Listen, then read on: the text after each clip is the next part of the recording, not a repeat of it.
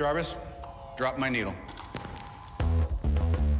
Hello, this is the hardcore legend Mick Foley, and if you are interested in listening to idiots, you came to the right place. Have a nice day. Woo! That's an attention getter. He's a very strange young man. He's an idiot. What we're dealing with here is a complete lack of respect for the law. Oh my God, he's an idiot. You know, of course, that you're out of your jurisdiction. Personally, I think you're an idiot. But that's the evidence in the car. I was going into Toshi Station to pick up some power converters. Always like to keep my audience riveted. Greetings, ladies and gentlemen, friends and fiends, and welcome to Free Range Idiocy, the podcast about everything, but mostly just the stuff we like. We pretty much all knew that by the end of the Ahsoka series that we'd be pledging allegiance to Dave Filoni once again, but man, oh man, after episode 6, there's a damn good chance the man could run for Emperor of the known galaxy and find nary a challenger from Star Wars fandom. Oh, who the hell are we kidding? There's still a bunch of grizzled, jaded piss ants out there waiting to crap all over this thing, but for our money, episode 6 of Ahsoka cemented something we've been saying for quite a while. Enjoy this, Star Wars fans, because as good old Bob Ryan once warned Boston sports fans, you're living in the good old days right now. I am your Uncle Todd, and with me, as always, is the man who once tried to adopt a Purrgil before having his wife explain to him that their HOA would probably not allow it. He has been my partner in idiocy for over 2 decades and rules his subdivision with an iron fist. I give you the man they call Tim. Greetings and salutations, my friend. How are you? You know, doing all right. Doing all right. All right. And here we are. Man, we got through like just verbally like just puffing and just gushing over episodes 4 and 5 of Ahsoka, and here we are talking about episode 6 like, oh my gosh, it's the greatest thing ever, because finally Grand Admiral Thrawn has come back to Star Wars. Oh my gosh, that it just just frightening reality chef's for those kiss. who may oppose him. Chef's kiss. But we are going to get into that later, though. But we, how are you doing, sir? How is all with the man they call Tim? Hey, you know, I am post-ablation and still kicking, still have the energy. Maybe we'll fall over into a nap here at some point. Who knows? But overall, feeling good. You know, the procedure was smooth. The recovery has been good. Got my follow-up on Thursday with the doctor to see if I get a green light, thumbs up, okay to go. But otherwise, heart is in fine working order. No more episodes with the racing heart. And so I am looking forward to a new era in my health. So... Well, I am very glad to hear it. Congratulations, sir. It is very good to hear. Thank you. You know, and I'm feeling quite glorious, my friend. Glorious, I shall say. Oh, hey, we, you know, if for you, thank you. For you, thank you, sir. Here it is. I toast you with a seltzer. Glorious. There it is. No, I won't give in till I'm victorious. I shall not, and neither shall the Grand Admiral. Yeah. Oh, that was fantastic. So I thought it was interesting. We were talking in our pre-production meeting here about your experience coming out of anesthesia, yes, which I think is very interesting, because I think it's interesting because you mentioned something that was familiar to me. The one time I've been, you know, knocked out for procedures, there's been many times where there's time that I can't quite account for. Well, those are self-induced, but I was my own anesthesiologist on those. But I love how they do that. Like, okay, we're going to need you to count backwards from 100. It's like, yeah, you could the time that they knocked me out. It's like, I need you to count backwards from 2, and it would have been like, yeah, I wouldn't even finish 2. Like, I was given 2 deep breaths is what I was given. A mask was put over my face. I was breathing in the procedure room, and the anesthesiologist says, okay, I need you to take a deep breath. And so I do, and I exhale it out. And then he's like, I need you to take a second one. And I do that and I exhale out. And literally the next thing I remember, I'm waking up in the recovery room. I'm like, what the heck happened? I have a throbbing headache. My upper back is killing me. I got all this phlegm in my throat because they intubated me as part of this, and I had a tube breathing for me for some period of time. It was like, good. What Tim's God. leaving out is the fact that Willie Nelson was his anesthesiologist. He gave me the good stuff. Is that weapons grade? What the hell was that? Oh my goodness! Yeah, it was a trip. Girls I've loved before. What am I? There we go. Oh my gosh! Yeah, none the worse for wear. The ticker in good shape. Yep. Just a little bit of bruising around the groinular area. I believe was the. We don't need to go into those detail. Good Lord. I mean, we got to share this with people. Good God. Yeah, it was interesting. It was interesting to say the least. But it's interesting. They froze one part of your heart and they fricasseed another. Yeah, that's interesting. Yeah.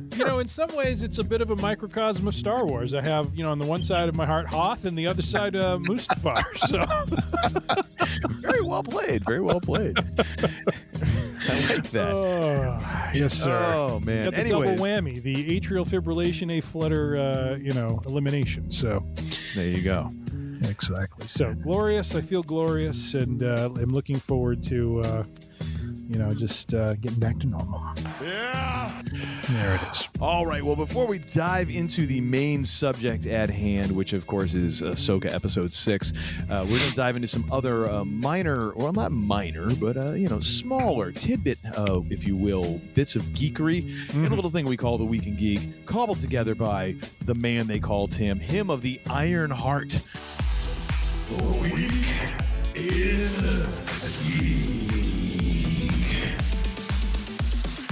Feels so funky. So what do we got going on in this episode, sir? All right. Well, as we are want to do during this fall season of football madness, a little snapshot into Tales from the Fantasy Gridiron, Week 3. All right. Here's the thing. Here's my gift to you. Yes, sir. In celebration of your ablation, of your fricasseement of your heart. My freeze fricasseement? I am going to allow you your moment here of glory, and just I'm going to reserve as a little comment as possible. What the hell is that on my leg? Are the spiders invading you? I don't know. They might be coming after you into the bench. That's the thing. Like, they've been nice enough to come at me from where I can see. I think they're getting organized. Yeah, they're learning. Maybe there's a Grand Admiral who's leading them. Gosh. I'm pissed off. I took out Charlotte, and now it's all over. All right. Anyways, Ron the Spider. The fake football team. How's it going? Am I correct in that it's going to be a 500 season? Like, where are we at? What happened? Okay, so we're in week 3. I am 1-1 right now, and soon to be 1-2. Basically, yesterday, I had a pretty good day for the most part. The game that kind of hosed me over was not my team, but on the opposing team. I had they had a wide receiver from the Miami Dolphins, and if you followed the score of the Miami Dolphins Denver game, Miami, well, they done run up the score to the tune of 70-20. So I believe we call that a good old-fashioned prison pounding is what we call that. Tyreek Hill, 9 receptions, 157 yards, 1 receiving touchdown. He posted 30 fantasy points. On the other side was Debo, who had a very respectable game. Had 1 rushing attempt, 2 rush yards, 6 receptions, 129 receiving yards, and 1 TD. But was only posting 25. On top of that, just unfortunately, my running backs did not pull as many points as I was hoping. The New England defense was very good, posted 14 points as they defeated the Jets. I will give the update that everyone is waiting to hear about, but my kicker, known as Cameron Dicker, basically put up a whopping 4 points. So having a banner year in this season. Dicker the kicker just going all in. Dicker the kicker, 4 points. But otherwise, yeah, I had kind of a underperforming week for several of my players. So I will most likely go down in flames to the tune of, right now it's 223 to 163. I don't think I'm coming out of that any higher. So so would you say that's kind of a limp week for Cameron Dicker? He rode the bench, so... but yes, I would say so. I would say so. Just up. That's it. Oh my gosh. So yeah. So unfortunately, I am now going to be sub 500, which means next week I need to win to bring myself back up to 500. But I feel the promise of my team is there. I just need to make a couple of adjustments. So. All right. Well, as I stated last week, I'm calling it 500 season for Quickslants. All right. I'm going to have 2 losses, but the rest it's going to be smooth sailing from here. I tell you right now. It will. Another loss, another win, another loss, another win. I'll just knock it off. One thing I will do, I left 58 fantasy points on the bench. Oh, that always hurts. This one did hurt. And again, this came from Miami. Raheem Mostert, who is a young upstart running back for them, 13 rushing attempts, 82 yards, 3 rushing touchdowns. So I left Don't you hate it when that happens, man? Left a lot of points on the bench. He also had a receiving touchdown as well. 58 total fantasy points. If I had played him, probably would have made a game of it, but I might have still have lost because of the just insurmountable points I couldn't overcome with my running backs, just not posting. And I'm guessing that he hadn't been exactly lighting the world on fire, and he probably won't for the rest of the season. That's just one of those deals. Like you'll start him for like 2 or 3 more times. He's been consistent. He has really? been. I'm actually considering real quick.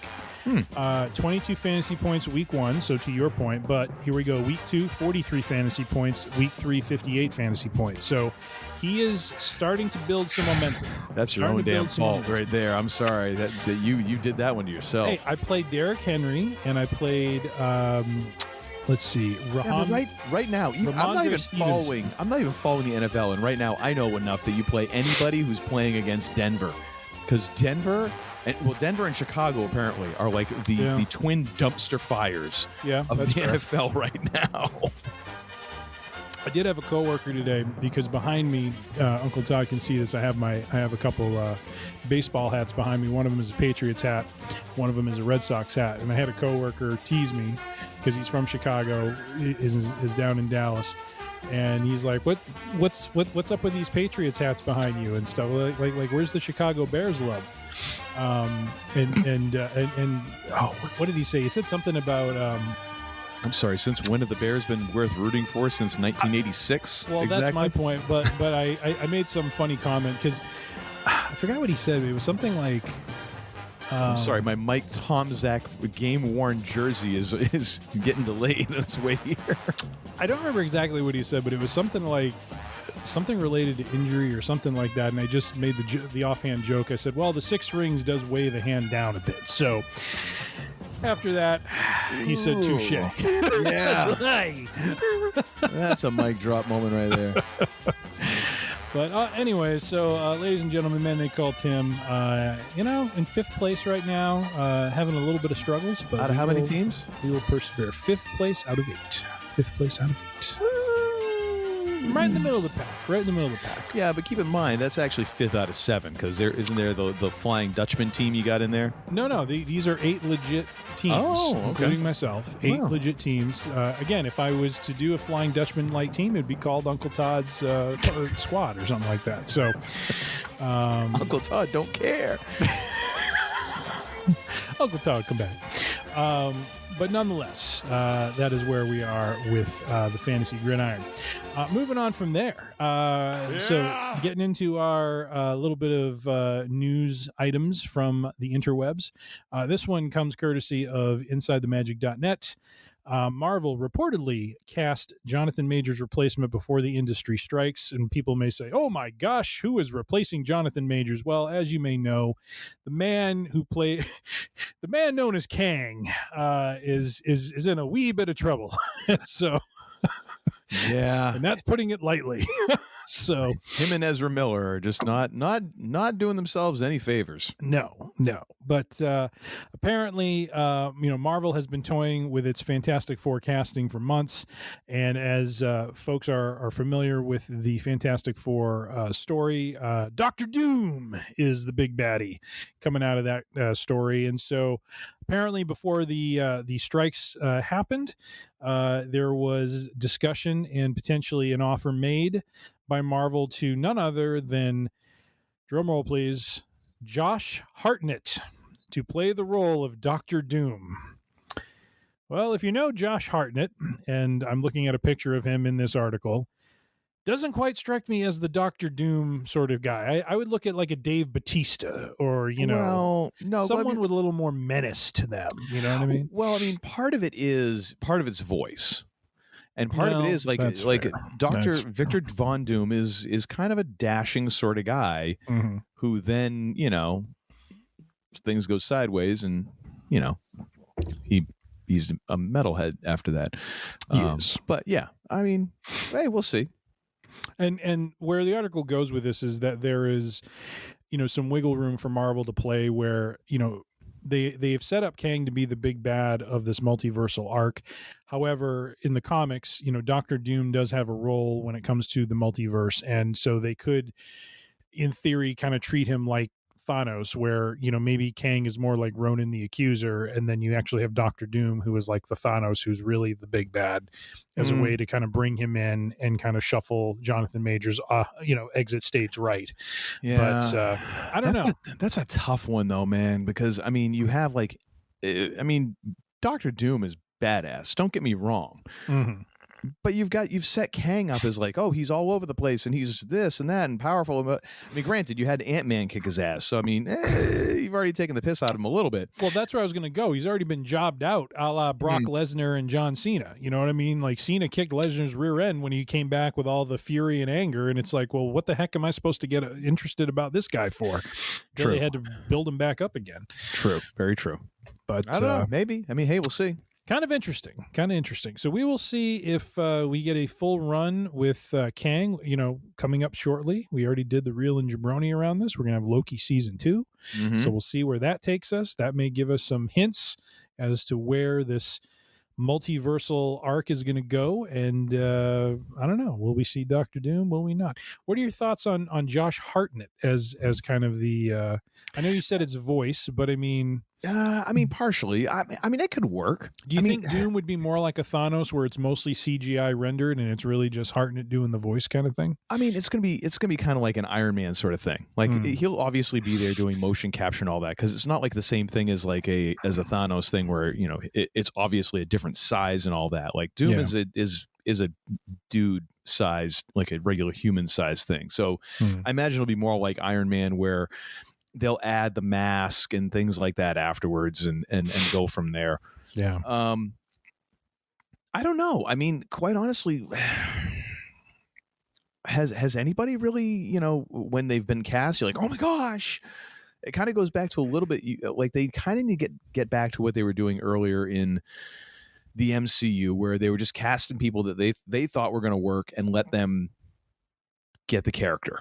Mm-hmm. And become the character, and in a way it kind of ties in with what a little bit of the Quentin Tarantino, saying, the actors in the movies, in MCU movies, aren't the stars, and Chris Evans replying like, no, you're correct, it's the characters are the stars. Mm-hmm.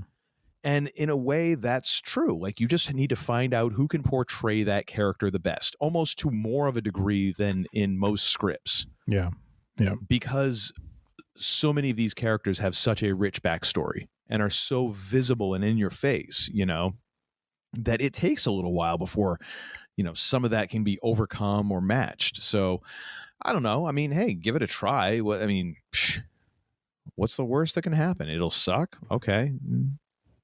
Ain't my money. So yeah, fair enough. That's be Bob Iger's money. It shall be interesting to see what they do. But, quite honestly, right now, I mean, I know the writer strike may have been, kind of come to a close, but the actors are still striking. So we're still not through the woods yet. But none of this really, can really take effect until all of that is resolved. So yeah, and then it's going to take a while to get the machine up and rolling. Like there will be, much like with COVID, there's going to be some thin times in the theater coming up in the next year or so. Listeners, fear not. Uncle Todd and I have laid out several rewatches of WrestleManias, of BSG episodes, of I think Uncle Todd's pushing a Wanda the Wicked Warden marathon or something. What we're actually going to do is we're going to do a rewatch of all of Battlestar Galactica, but we're going to do it via watching Battlestar Galacticast. There we go. We're going to be watching the people who are watching the episode. We're gonna go like 3 layers of Inception deep. Never been done. And we're gonna see if we can get Mark Bernardin to come in and guess. So it'll just crack the universe open, completely. And as you've tried to in the past, get Katie Sackhoff on the show, maybe Tricia Helfer. This could happen. They're both just waiting with bated breath for that. Yeah. Uncle Todd, send the invite. If nothing else, maybe we get Crash Down. Maybe I can pull that one off. There you go. No, actually, it won't even be that. We'll get Sisinus. And you know what? Ain't nothing wrong with Sisinus. Nothing wrong with Sisinus.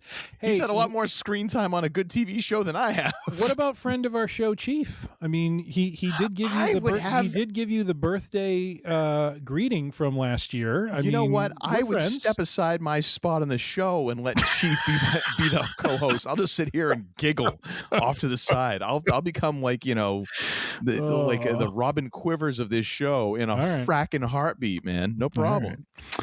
All right, well, moving on to our next story coming out of giantfreakinrobot.com, purveyor of all that is good and true in the world. Yes.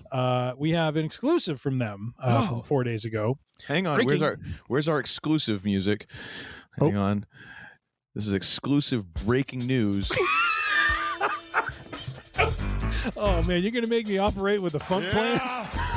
Good Lord. Exclusive. Get those Congo drums going. I had to cut before then because we'd be listening to another minute and a half of it. Of course we would. Westworld, which went off the air as a show last year, concluded and escaped HBO, so now I can't even watch the last season. I know. I started to watch the last season, and where is it? Is it just gone? It's gone. It's just been taken off fully. Which I'm so irritated by. And, I had read a bit about, where that 4th season was going to go. And, I started watching it to see how it plays out. But, I didn't get very far. But nonetheless, it sounds like the powers that be are looking at bringing Westworld into the big screen realm. And so one of the points touched on in this in this article is really around, would it be picking up from, the TV series where it ended, or would it be just kind of starting out on its own altogether? I would tend to agree with them that as good as the HBO series was, there's just way too much content that you're going to expect people to be up to speed on to be able to go or want to go see a movie about Westworld where it's picking up right in the middle, which stinks because the cast was phenomenal. They were telling some very interesting stories. Again, can't speak to season 4, but very much moving in a direction where the machines were slowly kind of overtaking humanity and just kind of giving a bit of a dissertation on technology and humanity as a whole. But yeah, it sounds like they are looking at, probably going back to what was season 1 of Westworld and kind of starting from there with, the park and with the setting of it and how it was being used as, by the wealthy as kind of a playground where, or as this article puts it, which I think is actually a really good way to put it, if the video game like Red Dead Redemption became a theme park. So if you ever seen Red Dead Redemption, it's kind of along the lines of what we saw in that season 1. So, but yeah, I what are your thoughts about Westworld becoming a movie? I mean, it already was. It was sure it was. But I don't know. But given the state of entertainment today, and we have AI and generative AI becoming a thing now, and we have a lot of different stories that kind of give a editorial on the impact of technology with humanity. What do you think? Here's the thing, because I mean, it's tough for me to say this because I'm so on board with the idea of the 2004 Battlestar Galactica being one of, I think, the finest things to have ever graced television. And I think season 1 of Westworld is kind of right in that discussion in terms of like some of the best, most compelling, innovative television, because I mean, it was at the time that I've ever really seen. And both of those are remakes or reimaginings or reboots or however you want to put it. However, I feel like in order to really pull that off, it has to be something that has been laying dormant for a while. It has to be something that also really, it just didn't quite achieve its full potential. And I really think that you get that with both of those things, because you look at Westworld was what, from the 70s or something? Yes. Yep. So you're dealing with the Yul Brynner one is from the 70s. Yeah. Much different special effects. The world is a very different place in 1970s as opposed to now. So yeah, there's a huge idea and update. Battlestar Galactica, the idea of it taking place in a post 9/11 world, so close to that time, like when that is still very fresh, and using that as a backdrop for some of that, and also incorporating in this in some very new ideas, and that works for me. Going and saying, we're going to take season 1, we're going to do new actors, and it's going to be like, hey, it just fracking happened, I mean, a while ago, because it took forever to get those seasons, but how are you going to really improve on it? What are you going to change, and how are you going to do anything in, let's even say, a 3-hour movie, or let's say they really get ambitious and they're like, hey, it's going to be Dune, and we're going to make it, 2.5, it's going to be a 5.5 hour spectacular, 2-part event. What are you going to give me in those 5 hours that, I wasn't getting in like the 10 hours of season 1, or however long season 1 was, because those were essentially, it felt like almost a movie each episode. Yeah. What are you going to give me? And what is that different? Like, I get it. Oh, well, AI, like, oh, okay, but we're already talking about that. Like, it's not the quantum leap forward. I know we all fracking think it is, but it's really not yet, at least. Like, Skynet isn't here yet. I mean, close, but hey, well, it'd be a nice ride. It's just too soon for me. Like, I don't need it, don't want it. I'll, as soon as I could find Westworld somewhere streaming, or maybe I might actually go and see if I can find the DVDs or Blu-rays somewhere, so I can at least have season 1 and 2, I'm fine with that. It's much like the BSG freaking, redux that they keep trying to, dangle out in front of us. Like, I don't need this. I have all 4 seasons of the what I consider the definitive Battlestar Galactica on DVD. I don't need this new one. I'm quite content. So that's kind of how I feel about a Westworld movie. What about you? How do you feel about it? I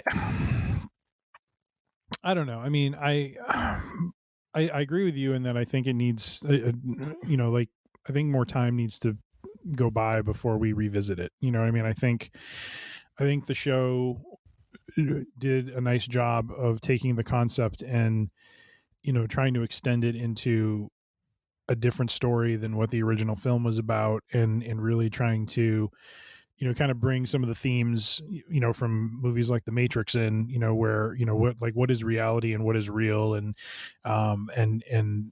having the technology that humans create become almost as lifelike, if not very much lifelike as humans are, and the moral quandaries that go with that. And I thought they explored a lot of really interesting themes on that front. And I almost feel like, to your point, right? I mean, when BSG wrapped up, a year or two later, would you be really gunning or jonesing for a BSG movie that was completely independent, from the series? And I know it's a different comparison because BSG, I think, was had a bit better following and was a bit more, connected with from their fan base than Westworld. I mean, Westworld kind of went away for almost like 2 years before they finally came back with like season 3 or season 4. And so I think that did a disservice to the show because so many people had moved on at that point. It's like they had forgotten what had happened in the prior season, and that is a one big disadvantage of streaming right now is that right. like just sort of like Loki season 2. Like it's just taking it's been 2 years and it's like, what the heck happened? Yeah, it takes so long. And that is and unfortunately now you're seeing, Amazon Prime is going to start adding commercials in. And if you don't want commercials, you got to pay another $3 a month Disney Plus is going to have commercials and, everyone's adding. So it's like, okay, now it's getting to be more like streaming is more like cable, except you're not getting some of the advantages of cable where it was like BSG was, aside from, I think there was a writer's strike in one of those seasons. And that was the reason why you had a big break. But otherwise, like you had 4 seasons that took place over about 4-ish years. 4 to 5 years. Yeah. You got 4 full seasons. What was it, like 20 some odd episodes per season? Mm-hmm. And you also got a feature length. You got Razor and you got The Plan. Mm-hmm. All within like 5. Yeah, let's call it 5, maybe 6 years. Yep. By the time you go from miniseries to The Plan. And Westworld was what, like 3 seasons over the same 6 years, and those seasons were what, like 8-10 episodes? Yeah. Granted, some of them fantastic, but yeah, it's a severe disadvantage that we're dealing with in streaming right now, and that's such a great point. Sorry, I didn't mean to like hijack that, but no, that's and so for me, it's like I don't know, like if they want to bring it to the big screen, what is going to be the pull? What is going to be the story? And I think the way they framed season 1 of that show was a very, it was a nod to the movie from the 70s, but it brought it forward into the present, and it really grappled with some moral quandaries with that sort of situation. And I don't know that I'm at a place as a, paying consumer to want to go see some, kind of re-adjudication of some of those themes, from a different storyteller. You know what I mean? Like to me, what I really like is to be able to finish season 4 and get to see the whole series kind of get wrapped up in what they were trying to get to eventually. But that's just me. And that's me being probably a little sentimental toward the series because I thought it was, I invested in an inordinate amount of time into watching it because those were long episodes. Like it wasn't like you were watching a 30-minute episode. Those were hour and 15-minute long episodes that you were taking in of Westworld. And so even though there was only like, 10 or less, there was a lot of content you were taking in and really wanted to kind of, see where, some of those threads would eventually kind of get tied up. So I gotta say I'm bearish on this. I'm not really jonesing for it, not really excited for it. Maybe need a little more time away from the series and someone with a, just for some writer to come along with a concept that is intriguing and compelling to go see, on this topic, like something different, but again with some space from the original series or from this recent television series. Yeah, and just out of sheer curiosity, I looked it up, and yeah, all those episodes are right around an hour, except for episode 10, which is 90 minutes. So you have 10 episodes, 10 and a half hours for roughly. Season 1. For season 1. Yeah. And if you're going to say, oh, we're going to make a movie out of season 1, that movie is, I'm sorry, it's going to suck, comparatively speaking. Unless you have one of the great, like whoever does that has like the Tim Thomas, season of screenwriting, like this otherworldly burst of genius that just happens and manages to deposit this incredible gem of storytelling in our laps, it's going to suck compared to that, because think of what of the world that was built, the characters that were built, the layers that were added onto those characters just in season 1. Mm-hmm. And you're going to do that in a movie. Yeah. With anybody who's seen it, comparing it to season 1. Yep. And that's kind of your audience. Again, like I don't understand how this is going to work. I've got no idea how this seems like a good idea. Yeah. I'm hoping that it winds up being something along the lines of like the BSG reboot that just is a money laundering scheme. Yeah, or you basically, I think you said this earlier, you take the Dune approach and you really become thoughtful about what you're writing and do the world building and know that you're going to have a cutoff point. Yeah, but even that, like, almost treat it as 2 movies where maybe you build up to a cliffhanger of some kind or some middle point where you end the first one and do the second one. You know what I mean? Like have a plan, because to your point, you're trying to jam way too much world building and storytelling into too small of a time period. The only way it works is if you go in a completely different direction. And again, now you're pissing off one set of fans who are thinking that they might get something like what they had. You're confusing a whole bunch of other fans, because let's be honest, this is kind of a high concept idea unless you dumb it way down, in which case you piss off most people. I don't see how this works. It's too soon. It's good God, just go out and write something new. Yeah. Or just, if you have the story, don't call it Westworld. Just do it differently. Call it Northworld. Yeah, sure, why not? Or Northwest World. Northwest. It all takes place in Oregon. Yeah. It's rainy and the sun never comes out. But actually, you can stream Westworld. I believe it's on Amazon Prime, but you got to buy it. It ain't free. However, I did do a little sleuthing. There are Blu-rays out there, so I might actually go and purchase season 1 on Blu-ray. Uncle just Todd's to gonna have start that bootlegging. Not you just watch bootlegging. I'd be buying the DVD. Like, I mean, seriously, that's not bootlegging. Well, I don't know. It just sounded funny to say. All right, next. When does truth matter in a podcast? You know what I mean? Very true. You got me there. Oh, goodness. All right. Well, our last little bit of interweb knowledge comes from our friends at ScreenRant.com, purveyors of all geeky and true. This was just a little ditty I found just in my Google News thread where I thought it was kind of interesting.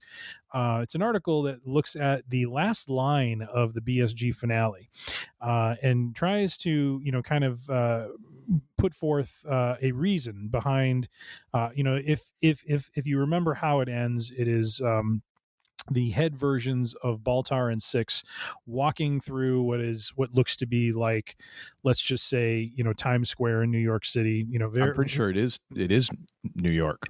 Okay, it is. All right. Yeah. And basically, the lines they exchange are to the effect of, let's see, Six makes a reference to God's plan. Gaius, retorts, "You don't know," or it doesn't like that name.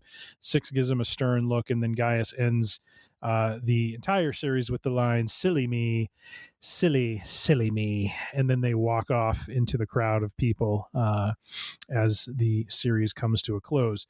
And so the article is asking the question, well, what is really meant by that? And to be honest, it's a question I asked myself the very first time, and subsequent times I've watched the finale, like, what does that mean? Because they never really get into, what they are and what is this God? And then of course there's the entire, dichotomy of, the original, 12 colonies being polytheistic, and then the Cylons ironically being monotheistic. And so how are we bringing that together?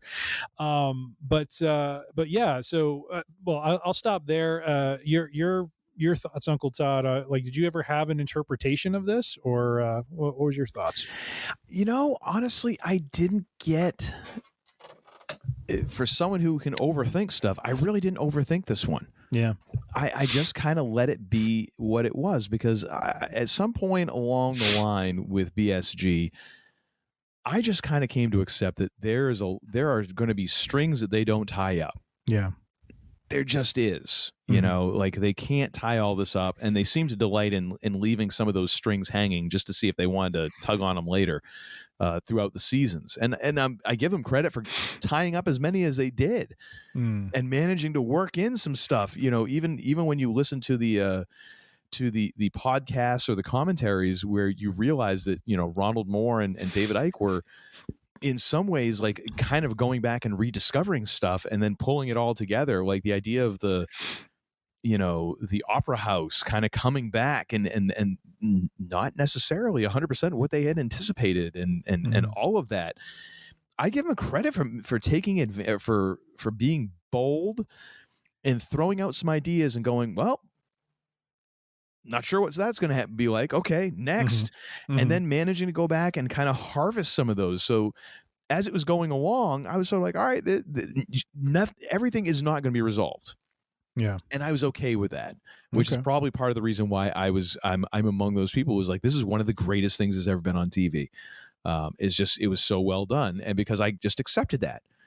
I never really got too much into it, but I mean, there is this idea, I think, that runs kind of throughout the show of this tension of, you know, God's plan or the gods, plural, plan, and the humans trying to interpret and trying to go through that, and in some cases even trying to like feel like they're trying to like,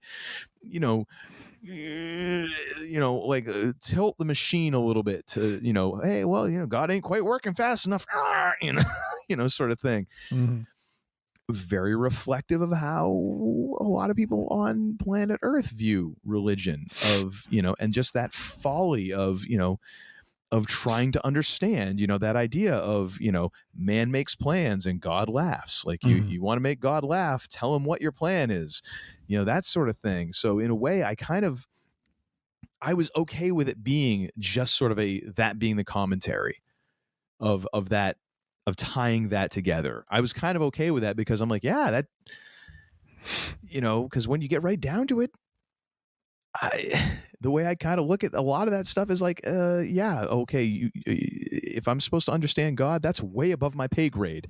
Otherwise, that ain't much of a God. Because if a mere mortal can figure that out, well, how big is that God really? You know what I mean? So I was kind of okay with that, but you know, now that you mention it, this is going to keep me awake for the next 4 nights. So thanks. I really appreciate that, Tim. You know, I'm not having trouble sleeping or anything these days. Well, see, thanks. maybe it'll help you, you know, as you ruminate on this. Maybe I'm going to be up at like 3 a.m. sipping bourbon going, now what did Baltar really mean? Maybe it'll lull you into sleep. Maybe. Yeah. Okay. Now, one of and maybe your fantasy football team is going to win out the rest of the season. It is going to win out the rest of the season. Mark, it ain't my words. It isn't. All right.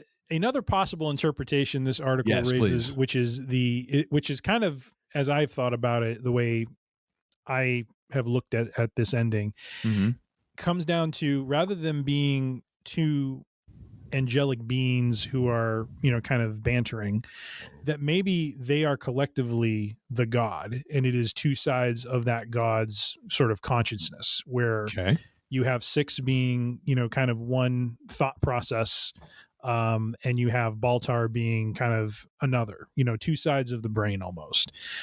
Because the way that it plays off, you know, the article talks about how, you know, Six's expression is almost like a playful smirk, as if she's teasing. You know, Gaius retorts the way that he does. He could be humoring her, going along with the idea of a higher power, before remembering it's actually them, and uttering the line, silly me, silly me. Basically just acknowledging that they are, you know, collectively the God that they are speaking of.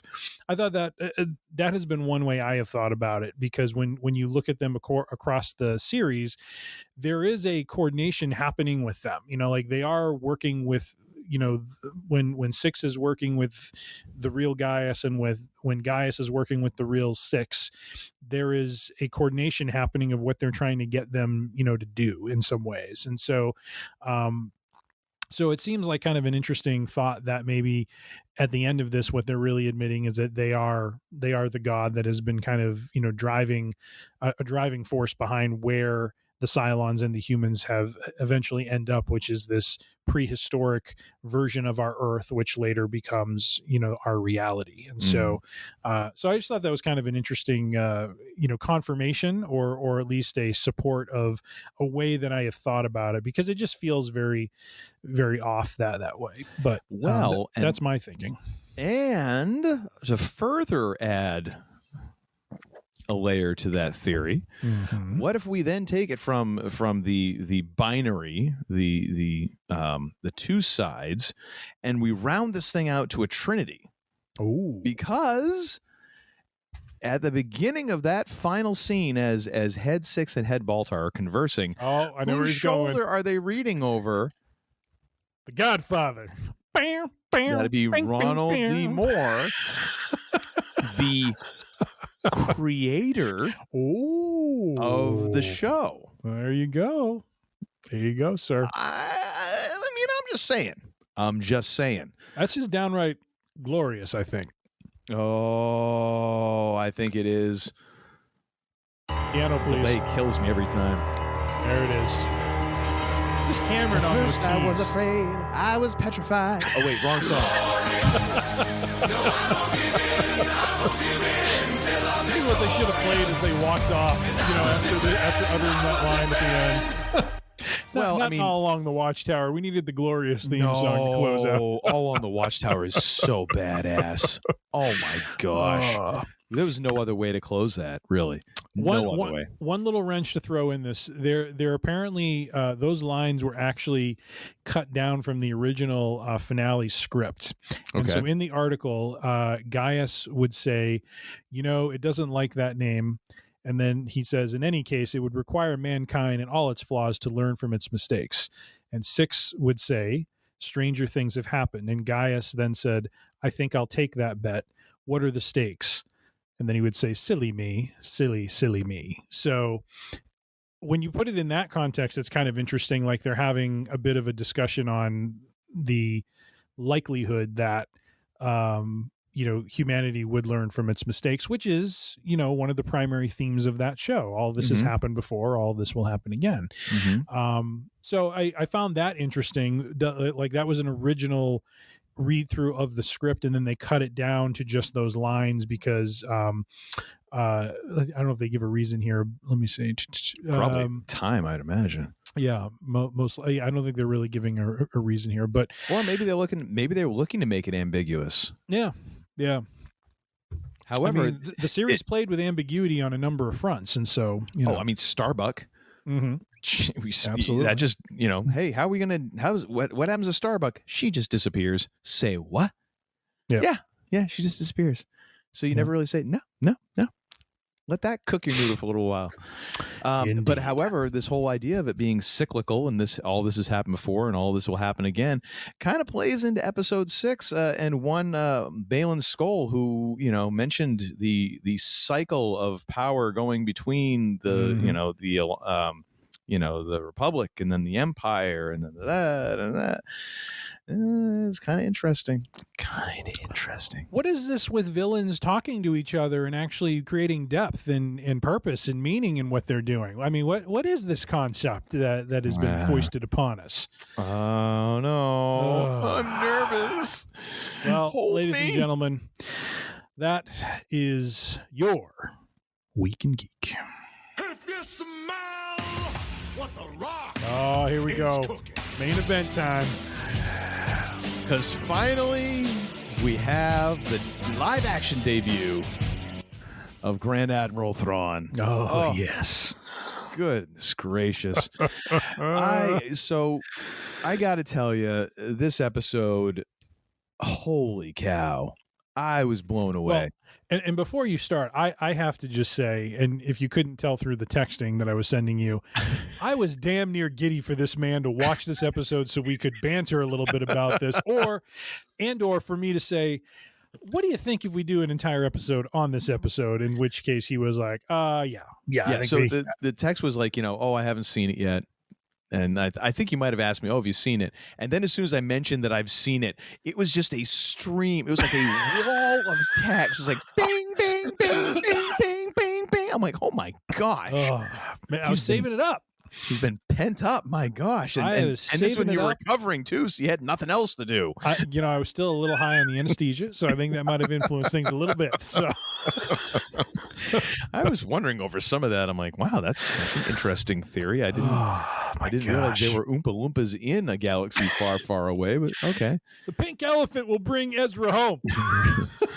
I don't remember seeing Falcor flying alongside the Purgles, but okay, whatever, man. Good stuff.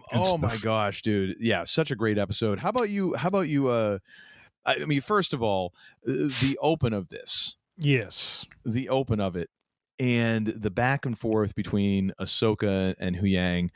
Of course, I mean, the big one being, taking something that we've just, in a way, kind of just taken for granted as like, and that's the way that every Star Wars movie starts. Yep.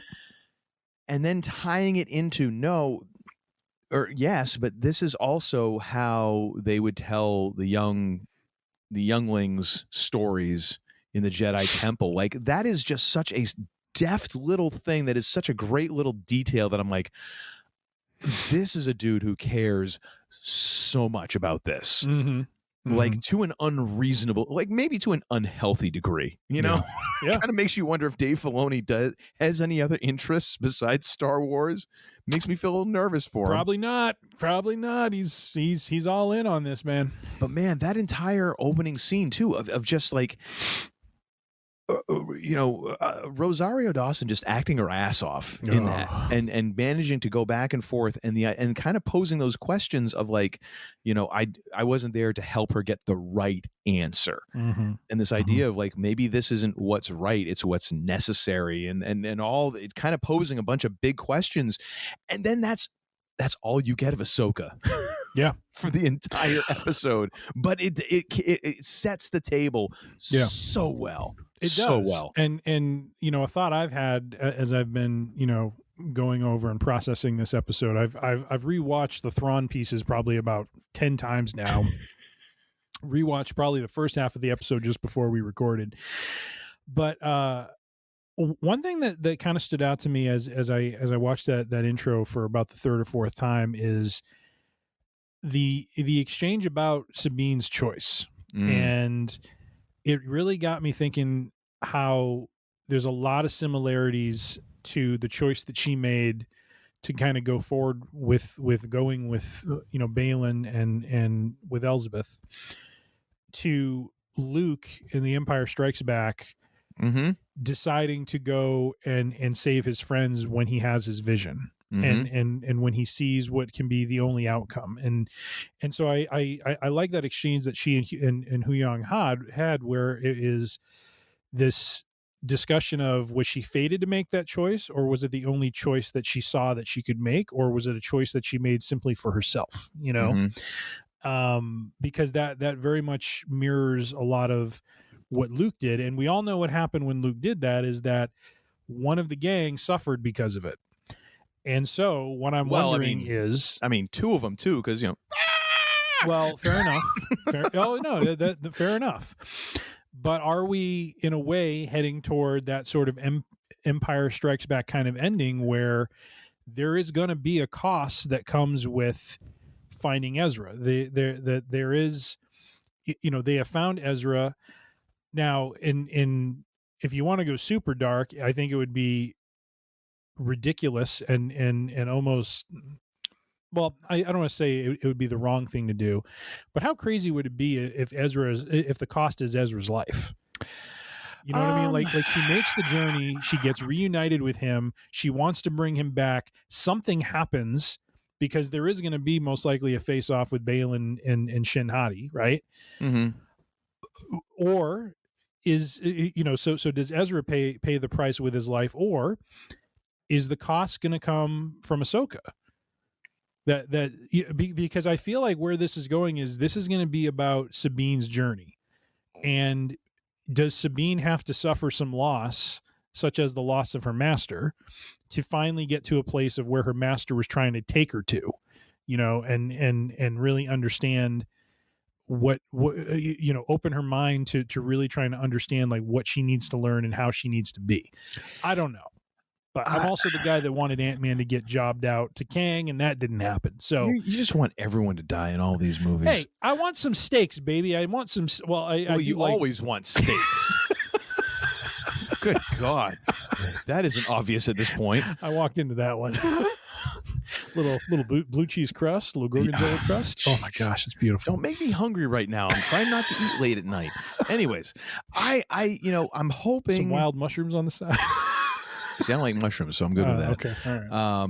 I think now you talk about some garlic butter melted on top of that bad boy. Oh, boy, little medium rare, baby.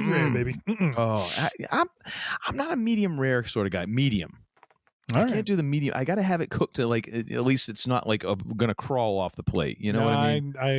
I needed bleeding out. So, although dude, I tried. I had some bison tips. Ooh, this past weekend. Very nice. Oh, like butter. Anyways, back to Ahsoka. Yeah, I'm drooling now. That's great. Saliva is overwhelming my mouth. Folks, he's going to ask me to take a 5-minute break, not for a bathroom, getaway. I gotta here, go grill some flank steak outside. He's going to come back. He's going to have a plate filled with many meats and foods, and he's going to have a little feast, and then he won't be able to sleep tonight. So here's the thing. I'm hoping that. And I read a little bit. I thought one of the interesting things is that maybe there's a few little digs at Star Wars fans, or a few little things. And of course, like the first one being of Ahsoka when Hu Yang is saying oh yes, History of the Galaxy parts 1, 2, and 3, and Ahsoka being part 1 being the best, being the dig at OG Star Wars fans who are like, oh yeah, everything after A New Hope sucks. Oh yep. That sort of thing. I kind of hope that this whole thing with Baylan wanting to break cycles might be kind of like hey, you think that of course the master is going to have to sacrifice himself, because that's what we've seen in all 3 of the trilogies. Yep. You see Obi-Wan's master sacrifice himself. You see Obi-Wan do it in the OG trilogy, and then you see Luke do it in the sequel trilogy. Mm-hmm. Is that what's going to happen again? I'm hoping that it's a little bit different. I'm hoping that that's an indication that Filoni is kind of giving you a little wink, like, I know, and we're going to try and do this a different way. I think, to me, and again, I might not. I'm not the typical Star Wars fan that I can tell, because I actually enjoy life. But the for me, a very satisfying consequence is ending Ahsoka with Thrawn essentially like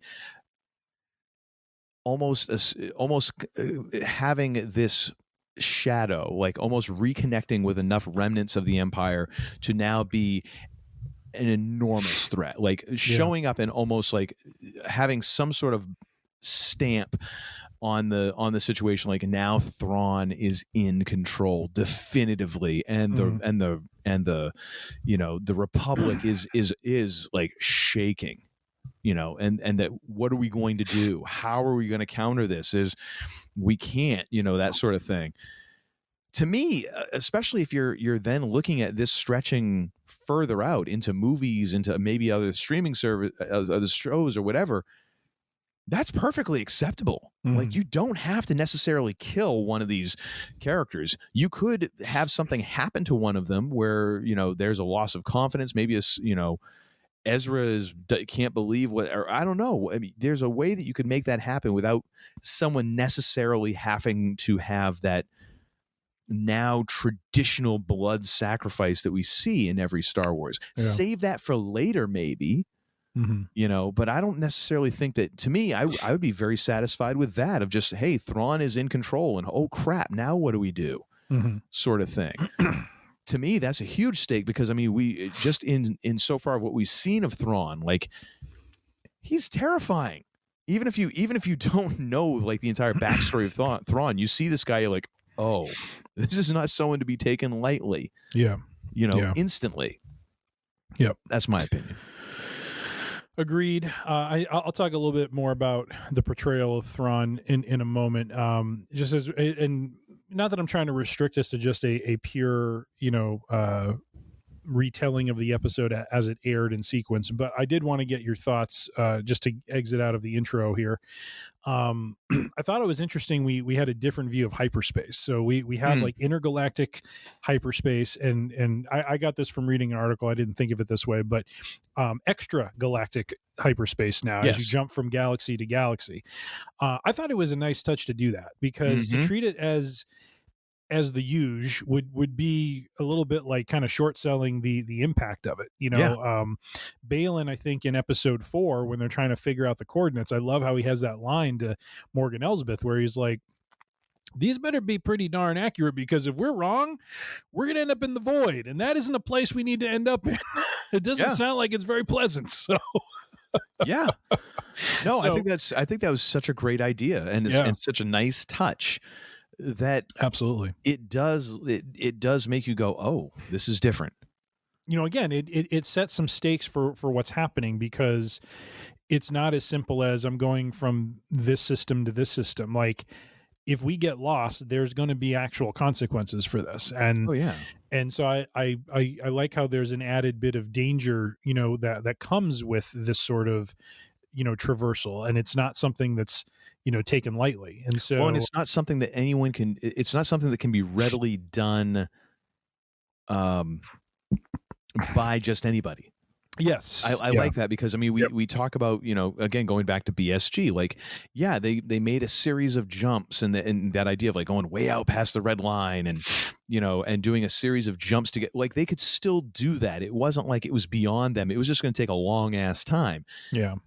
Getting from one galaxy to another in the Star Wars universe is like, this is an enormous undertaking. Yeah. You know, like the hyperdrives that were in place, either that or you need a Purgle, you know, who are these creatures who can just kind of do it. And it's, you know, it's kind of your loophole in the situation. Yeah. But still, there's only 2 ways that we now know that this works. And so, because otherwise Thrawn would have been hopscotching his happy ass, you know, back to the galaxy not so far away. Yeah. But he didn't. So absolutely. Obviously this is a daunting thing. So I like how that's set up, and I like how there's a bit of visual language to it. I thought that was a great touch. Yeah. And I love how the whatever you call what they're in, the hyperspace ring, when they come out of hyperspace, I don't know if you caught this, but I love how like parts of the ring were actually like, it looked like it was like on fire, and then it kind of cooled off as it came out. Like there was definite like some kind of an effect that isn't the norm that we see in Star Wars with hyperspace, that just made it feel like, to your point, just visually different, you know. And there was sort of like crackling lightning. Energy was dispersing as that was great. It was just very well done that way. You know, this episode was really about the little details. I love how when they're flying down to Peridia, that as they're flying in that small shuttle, the you know, just like the water on the windshield, it made it very relatable and real. You know what I mean? Like if you've ever been in a car in a rainstorm, like that's what happens on the windshield, is the water parting, you know, as you're going down. And I thought that was a really neat, like little detail they did as they're descending into the planet.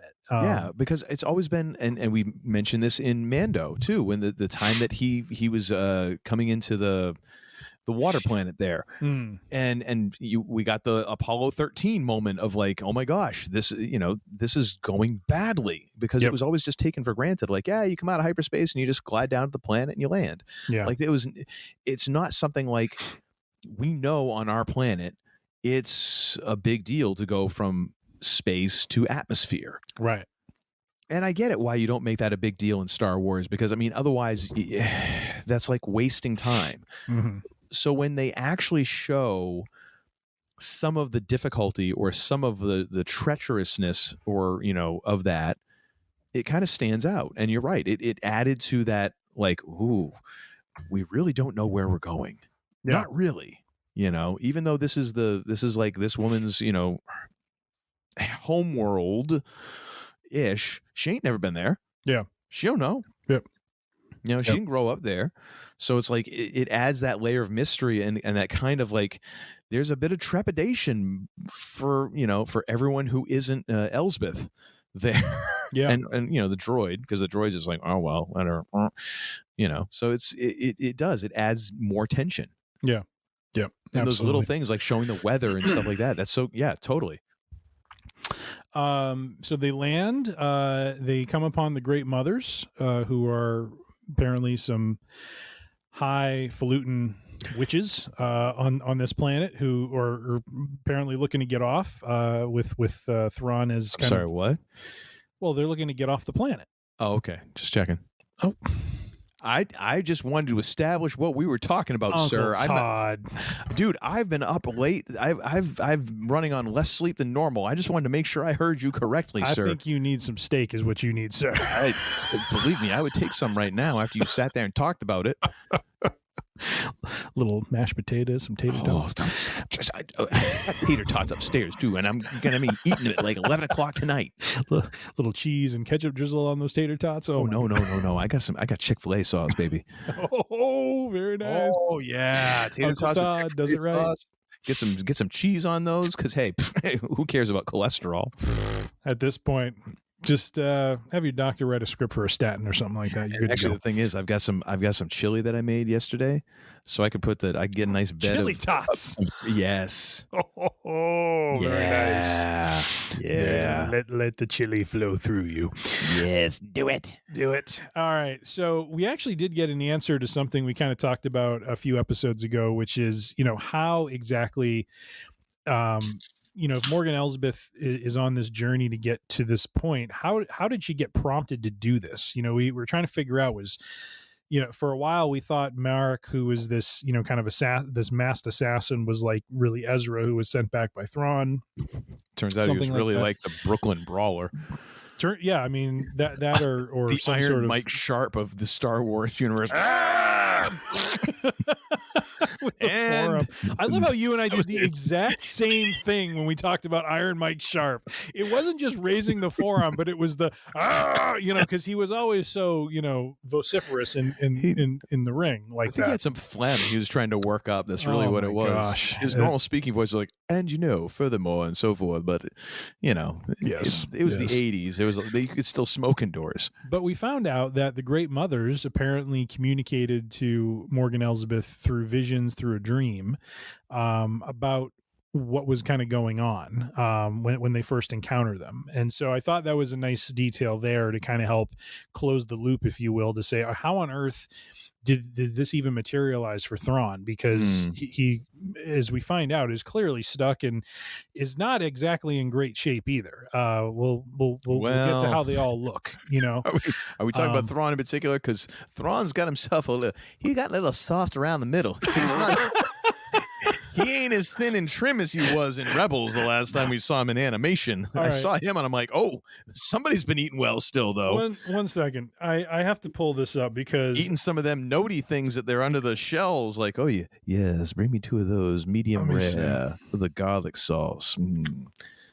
I'm looking up a chat I had with... Okay, this is what I chatted with my son Jackson. He says, I write to him, what did you think about Thrawn? And I wrote, I thought he and his troopers looked pretty menacing. This is the first thing he writes back to me. Thrawn needs to lose some weight. We got dad bod Thrawn. What has this got? And that's part of the reason why we're all so excited about him is because we see him and like, wow, he does look like a badass. And everyone else is like, are you serious? The hairline halfway back here. I'm like, I can identify with this guy. There were times during the show when you would get certain angles of him where I'm like, could someone not have made sure that his hair was perfectly slicked back? You know what I mean? It killed me. Why is it like... I mean, but then again, I mean, it had kind of a weird thing going on there a little bit, but nonetheless, obviously, you know, on what's the name of this? What's the name of the planet? Peridia or something like that. Peridia, yeah. Peridia. Not a lot of, you know, not a great barbershop there. You know, No. He's got one of them troopers, you know, cutting his hair, and we all know how troopers are. Everything's a little bit off center. A little bit. But yeah, so we end up finding out, you know, a little bit about how this plan was hatched, you know, through this communication with the Great Mothers. We have a great exchange between Balin and Shin Hate. You've already kind of touched on it, about getting a little more insight into Balin's motivations of wanting to break this cycle of power that has gone back and forth, which I thought was, I don't know how to say this, and it, I don't know if it hit you this way because of the background I have, you know, playing the Old Republic game, but what he says really resonated because of the fact that his whole speech about how power has gone in cycles, like if it's not the Republic, it's the Empire, and if it's not the Empire, it's the Republic. That is how, you know, these games that go back into times that long precede the Star Wars original trilogy. Mm-hmm. That is how these games are framed, that there's this constant struggle between the Republic and the Empire. And one of them gets a little bit of an advantage and then the other gets an advantage. And it just keeps going back and forth through history.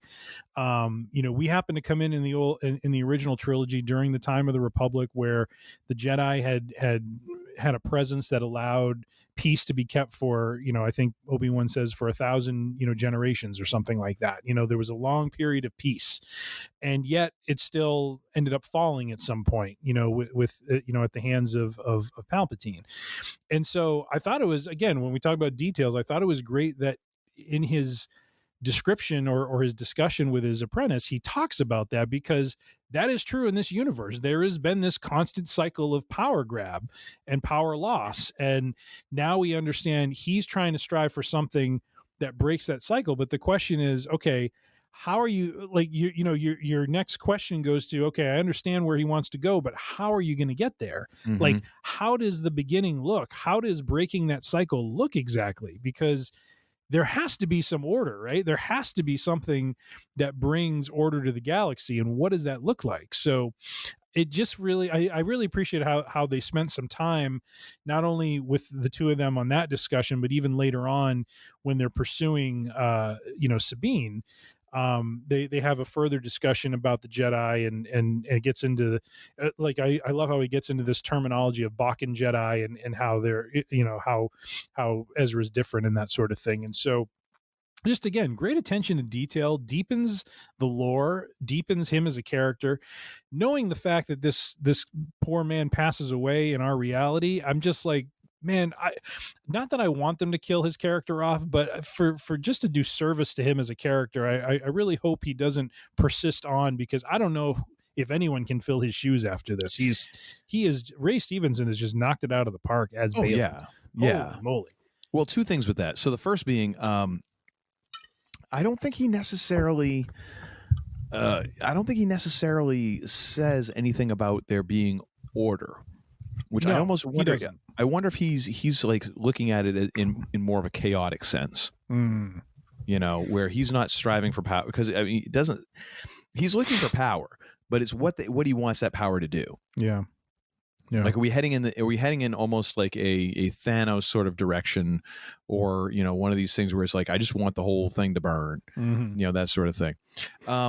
I think the second is going back to him talking about the swaying back and forth of power and how it's a cycle, and in a way, it's the same thing I've been saying about Star Wars, that people get so pissed off about it, like, oh, it's the same story. It's like, well, it is, but it's also like, this is how stories work. Mm-hmm. Sometimes you're seeing the same thing get repeated, and the sins of the father go to the son, and those who don't learn from history are repeating it. And even if they're not repeating it exactly, it is damn close. Yeah. You know?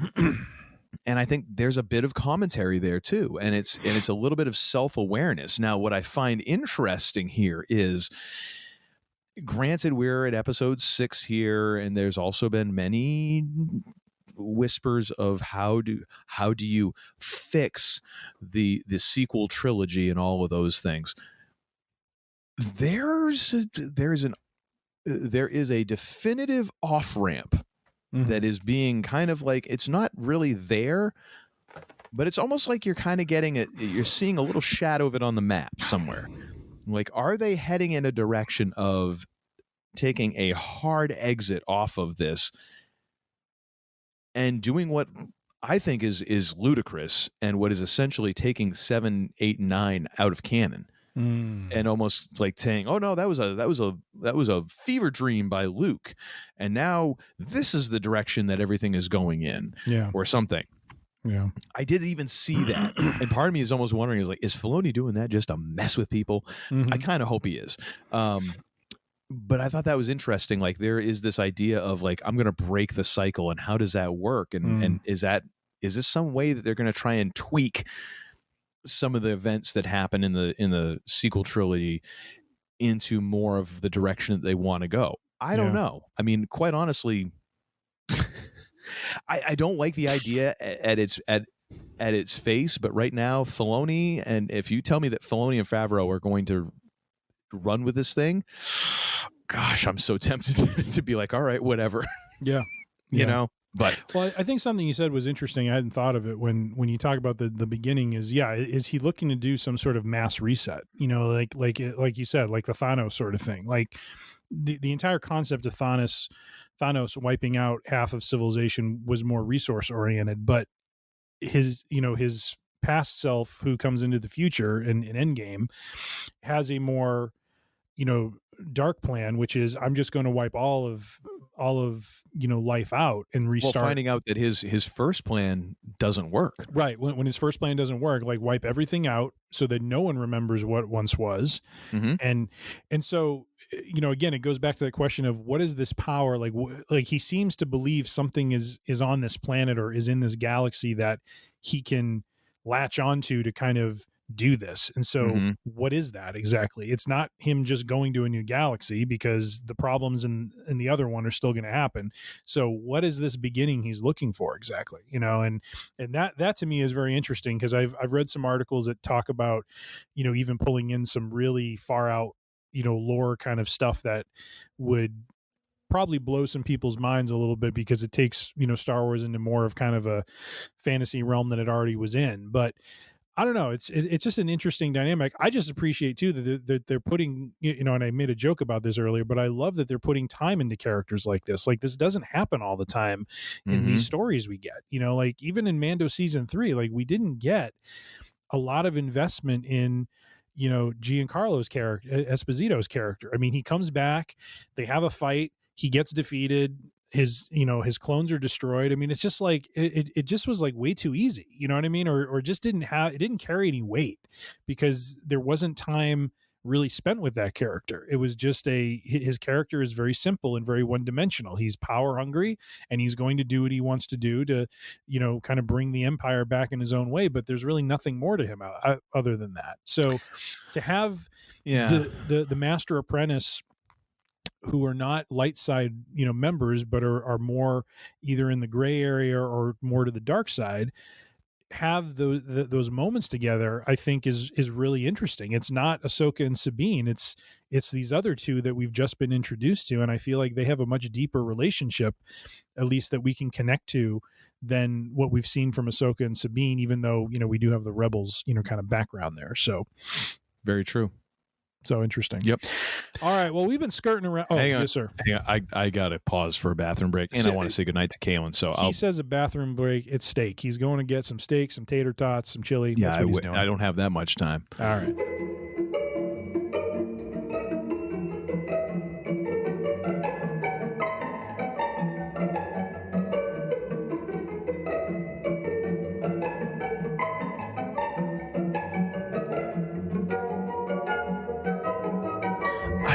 To get a better chair. A little uncomfortable. Oh, man, you sit on that for multiple hours? I got a taint sprain. I can't even get a sling for it. Ladies and gentlemen, this is what I got to deal with. Yep. Sorry, you signed on for this about 20 some odd years ago. I think I'm feeling an AFib episode starting up again. Good God. All right. You've been on this ride longer than Kim. I'm sorry. Oh, my goodness. All right. Well, we, sir, have been skirting around the main event of the main event of the main event. You're wearing a skirt? Are those groinal bruises that rough? Not wearing a skirt. I said we are skirting around. Oh, it's a kilt. Issue, anyways. And that is the debut of the Grand Admiral. And so we have... First of all, the scene before the scene, which is the Great Mothers, all of the characters really, minus Sabine, on this pedestal of sorts outside, and we see or we hear. It was really well done. Sabine's trying to use the Force to open the door. Yeah, you think she's starting to like take down the entire prison with whatever she's doing, and it turns out it is because everyone knows it has to be rocks. Yes, it's something to do with the Force. Of course, has to. Not steel, not normal stuff. It's got to be rocks and dirt.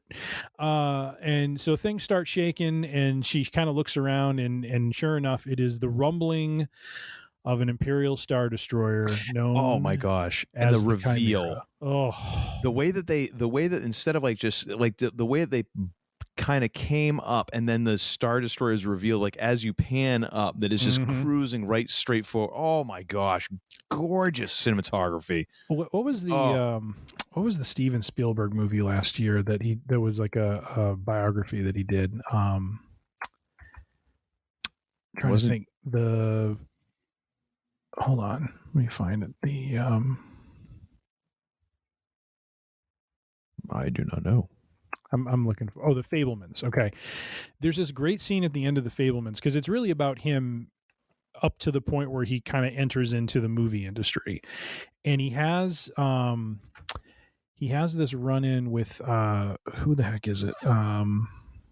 Sorry, I wasn't really prepared to talk about this, but let me just do Fabelmans. I got into cinematography. He's like, oh, hang on a minute, let's talk about the Spielberg squeeze. I just totally zipped my headphone cord into my sweatshirt. That was something awesome special, right sir. there. You were something special. I'm just going to pieces over here, man. All right. Okay. So the final scene is essentially Spielberg meeting legendary director John Ford as played by David Lynch. Okay. And there's this great exchange. If you haven't seen the movie or you just want to see the clip, check the clip out. But John Ford, apparently very brash, very, harsh kind of person. And so, this young kid comes into his office and introduces himself, and he's asking him like what he knows about making pictures. And he kind of starts, stuttering about some stuff, and he points to a picture on the wall, and he's like, what do you see in that picture? And it's a picture of basically, I think it's Indians looking down on a plane. And so he's describing the picture, and he's like, no. And he tells him what to say. And then he points to another picture, which is like, cowboys like pointing up or something like that. And anyways, the whole moral of it is, if the horizon's at the top of the picture, it's interesting. If the horizon's at the bottom of the picture, it's interesting. If it's in the middle, it's goddamn boring. And that's what I thought of when I saw the Chimera, because when you look at the way they filmed that, it was, from that top, horizon at the top sort of situation where you don't see anything but that tower. And then it slowly kind of pans down and you see the enormity of the Star Destroyer rolling in. And I'm like, oh my God, if that was not the best way. Then you get the undershot of it, which has the serpent, that we're all, those of us who have read the books are all too familiar with, the Chimera. Looks a little freaky because it's got like gold plating on it from the damage that was done, from what happens at the end of Rebels, because the Chimera undergoes some damage during that whole Purgle situation that brings them over there. And then I don't know if you noticed this, but they had like, kind of like impulse engines going. But did you notice that 2 out of the 3 massive engines are like basically like burrowed out, like almost like they use the parts, I think, for what they had for the small thrusters or something. Like, no, there's only one active, like, good looking engine in the back. I did notice, like, there when they showed the top of the Star Destroyer, you could see a lot of panels and stuff missing that had obviously been taken out and repurposed. Like, they're dealing with finite resources. Yes. And again, a great detail to call out for someone who's been exiled for 10 years. Yeah. And also then once you get into the stormtroopers, then it becomes really obvious how finite resources are. Oh yeah. So this Star Destroyer lands, around this tower. We have the bridge extend, and then the music hits. And oh my God. Like, I'm not going to sit here and claim that I had in my head the perfect way to introduce Thrawn, but that music was just phenomenal. Like, just this eerie organ. Hey, there it is. Kind of like this, but not quite. A little more organish. But we need this. That's right. Walking the aisle. With the chants of his name. He will defend. That's right. It actually goes really well with the song when you start doing it that way. Oh yeah. Oh, that lick right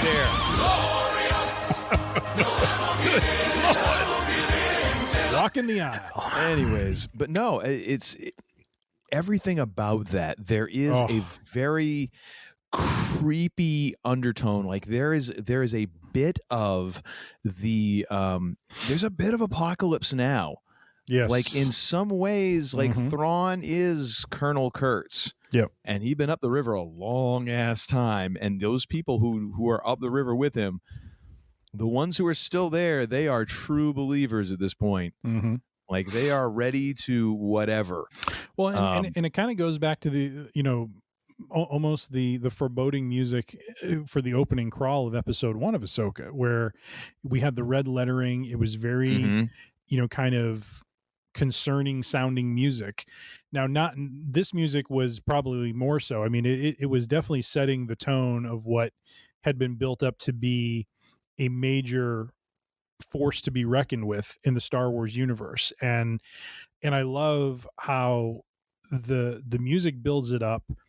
And then, we see now to go with all of this, we have Enoch, who is basically, it seems, his right-hand man, shouting out orders to the stormtroopers.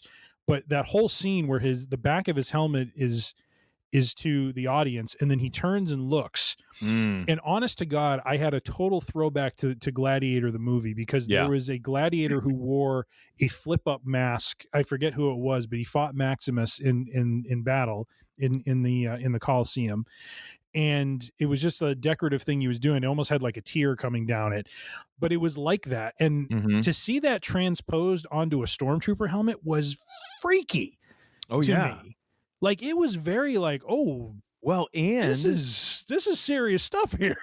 And the interesting thing about that, because I've somewhat, because, just with the nature of how I've been watching stuff and everything else, with windows open or whatever, air conditioner running, I've been using a lot of subtitles. Yep.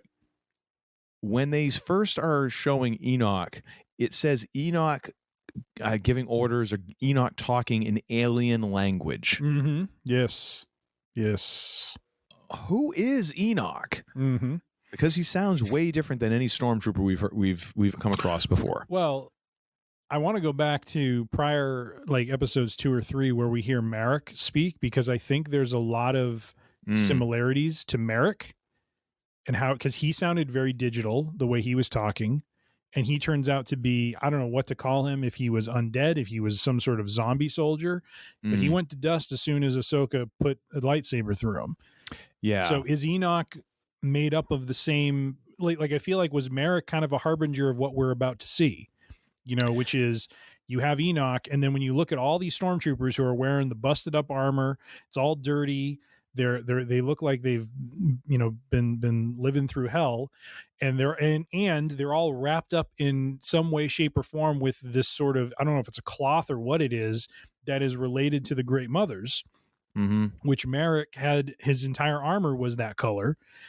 So are we looking at, and in the subtitles I saw, it called them night troopers. Yes. Yeah. Which I found very interesting. So are they literally an army of the undead, or which actually works pretty well in the Star Wars universe when you make that army of the undead look like stormtroopers, because then visually not a whole lot has changed for me, the viewer. You know what I mean? It's still stormtroopers. They're just made up of something different, you know? I don't think it's necessarily that. I think it's just it's the idea that, first of all, and I think it's there isn't a, you know, when I say that those are the true believers, first of all, Thrawn already inspired that. Like we got that in the other Thrawn books, and the people who served with Thrawn were loyal to him. Bingo. Yep.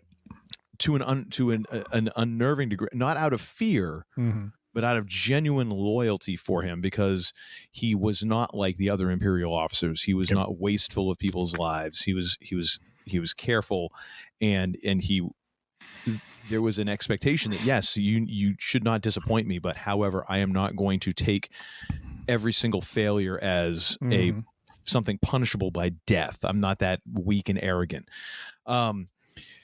So I think the idea that then it's almost these people are the true believers because they already were loyal to him, more than likely, and now he's kept them alive this long. I mean, it would not surprise me if they have decided that either naturally themselves or Thrawn rechristened them or whatever, that you're no longer stormtroopers. You are this other thing, and that he really has kind of created this other type of brand of the Empire. You know what I mean? However, and so going back to the entrance, here's the thing that I find really interesting. Even though oh my gosh, the reveal of the Chimera is amazing. The reveal of the Night Troopers is amazing. The music, the way that everything just happens. There is not a grand reveal for Thrawn in a traditional way that you would normally like. There's no like just turn around and then the music stabs. Very businesslike. Like, as all this is pageantry, like he just kind of all of a sudden walks into frame and he with his back to us. And then, of course, you get the reveal of his face and everything. But it's not this grand flourish, which I was like, that is so that character. Yes. Like, just confident and businesslike. And, yup, he is the figure that he cuts is going to be unique because of him being this alien and very distinct amongst other people in the Empire. But not like trying to do the Vader at the end of Rogue One, where they talked about like the fact in order for Vader to be in a darkened hallway like that, he had to have turned off his life support because otherwise you'd have the little flashy things. So in order to do that, like he had to literally sit there and almost hold his breath. There's not that like dramatic thing. He just walks into frame like, I own this joint.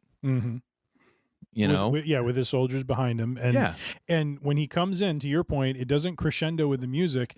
The crescendo comes in with the line, which is him just showing up and, being front and center. And just that line that I started out the show with.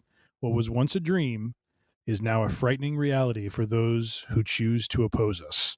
Yep. And I mean, it's just like, that is Thrawn to a T. I mean, it's his mission statement. There is no, there's no pyro. There's no yelling and screaming. There's no craziness, like you said. There's no foreboding, with the breathing with Vader. It is simply, this is who I am, and this is what's about to be. And I think the acting of everyone was phenomenal. Like Morgan Elsbeth, who is a descendant of this planet, of the race that came from this planet, who is tied to these great mothers. This is the thing that I love that they frame with Thrawn. She looks downright freaking scared of him. Balin looks downright freaking scared of him. Oh, they're all little. I love how, like, after they, and not to jump too far ahead here, but after they let Sabine go, and then, and Thrawn is, okay, now follow at your pace. And was it Hattie who says, are you not going to follow through in a deal? And Thrawn explains, like, no, she'll have the opportunity to find Ezra as she was told. And if she does, you'll kill them both. Yeah. The look that Shin Hati gives Thrawn, like, damn. Yeah. Okay. And you are that cold of a son of a bitch. And okay. And to your point, throughout the thread throughout the episode with him that they absolutely nailed from the books with him is the subtlety. Right? Oh yeah. They don't bang you over the head with that. But as the episode plays out, and those are the parts I've watched like many times since this episode aired, because I wanted to kind of take it in again. Like, how did they frame him as a character? It is incredible because you're seeing this is an Imperial officer who's not a moron like we've been conditioned to see. B, you start to very subtly see the way this guy thinks. Like, it was hysterical how he did this in layers. He turns Sabine loose. She's like, "Oh, you're just going to let me walk out the door? Absolutely. You help me, I'm going to help you. Go ahead." Yep. And then as soon as she leaves, but also lets her know, like, I'm also doing this because you pose no threat to me. As soon as you leave here, I can leave, and you're not going anywhere. Yes.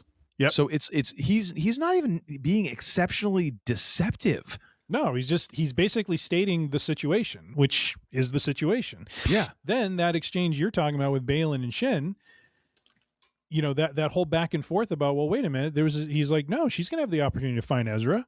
Yeah. And when she does, you're going to be there to kill them both. Yeah. And it's just like, this is the plan.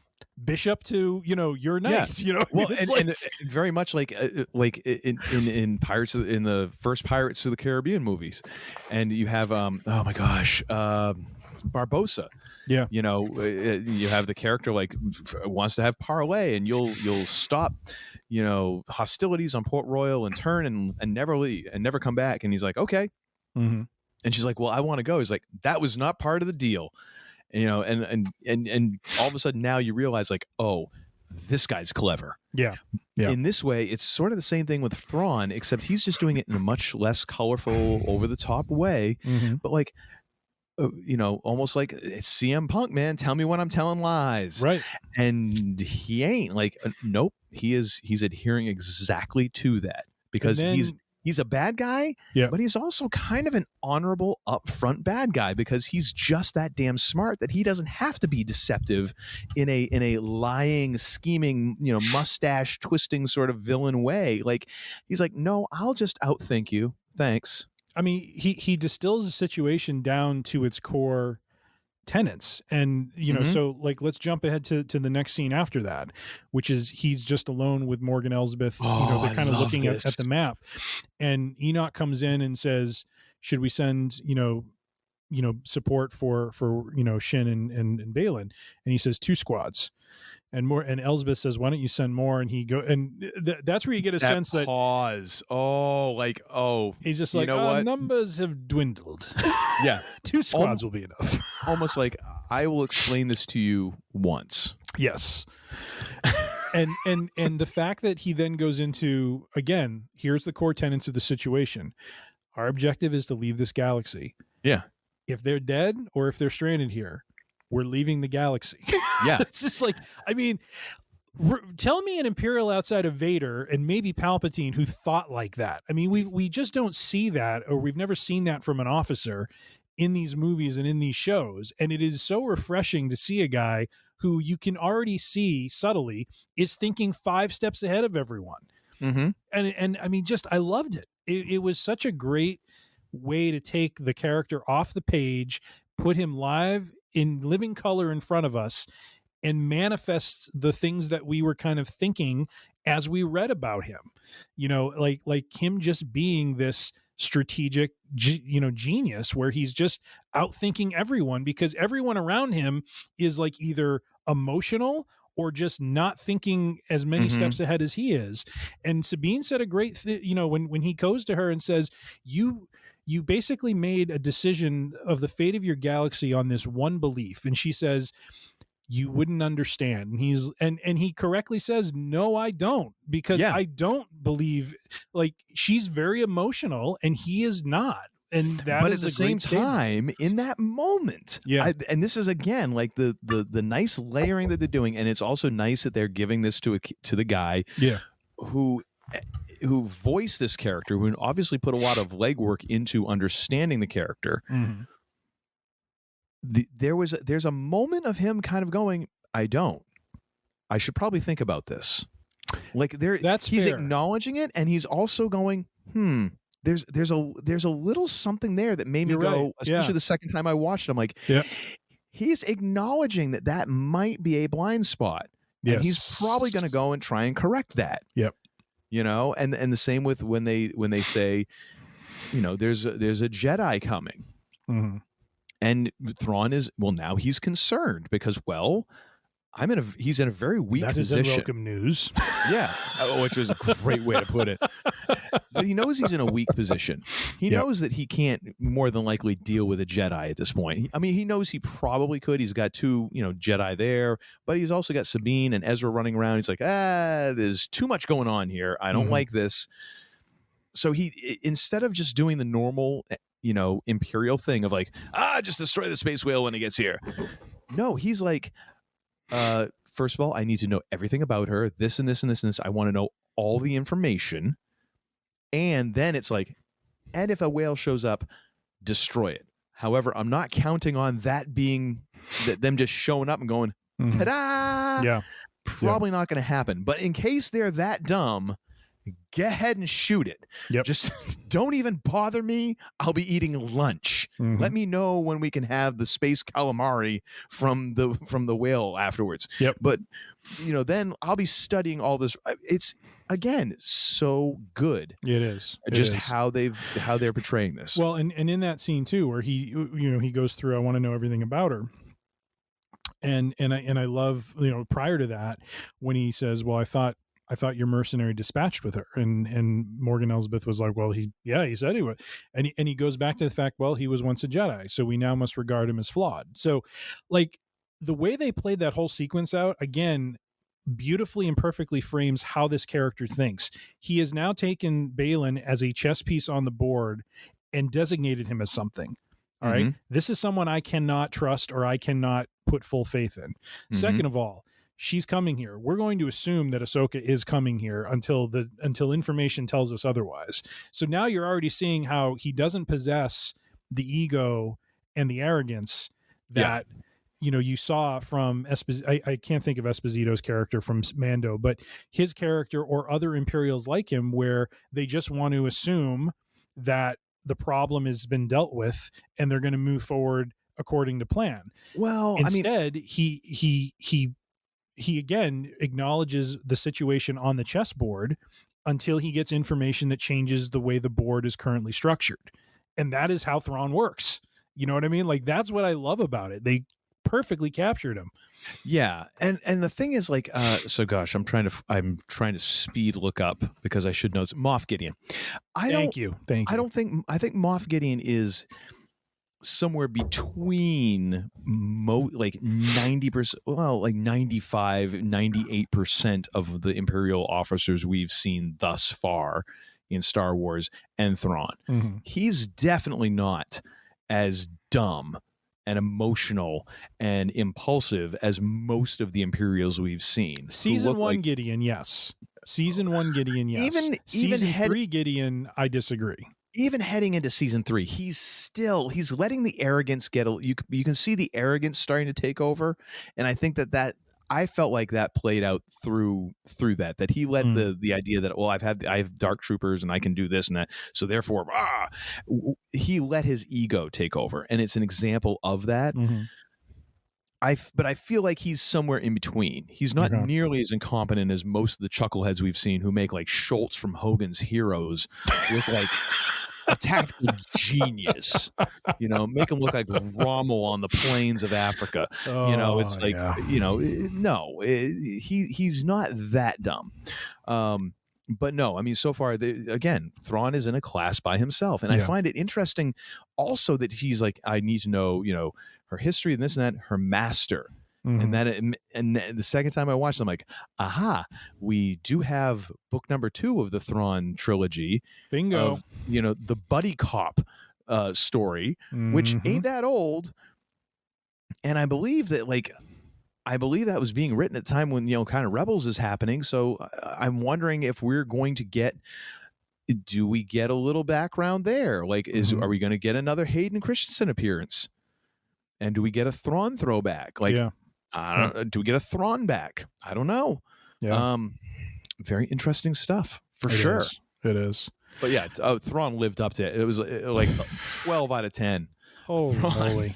I mean, if we're talking about, and I hate to make it about appearances, and I will admit, it did stand out to me too. You know, I know I said the joke about what my son sent me, but it did stand out to me at times when they did the side profile of him that I expected Thrawn to be a bit more slender based on how I had, you know, kind of my headcanon having read the books. You know, or even seeing him in Rebels, it's the same. Yeah. Yeah. As well as the slick back hair, you know, I mean, like there's just a picture of him you're just used to, you know, from the books. And like you said, from Rebels. And so visually, sometimes it kind of threw me a little bit. Yeah. But that's just detail. Well, but that's also all before this. Yeah. So you're dealing with an older Thrawn. Yes. And I think it's acceptable to me. Absolutely. I mean, it was a great touch that even though his white uniform looked still white and I mean, he looked like the cleanest of all of them. Yeah. It still had some wear and tear on it. Oh yeah. Which I thought was a great,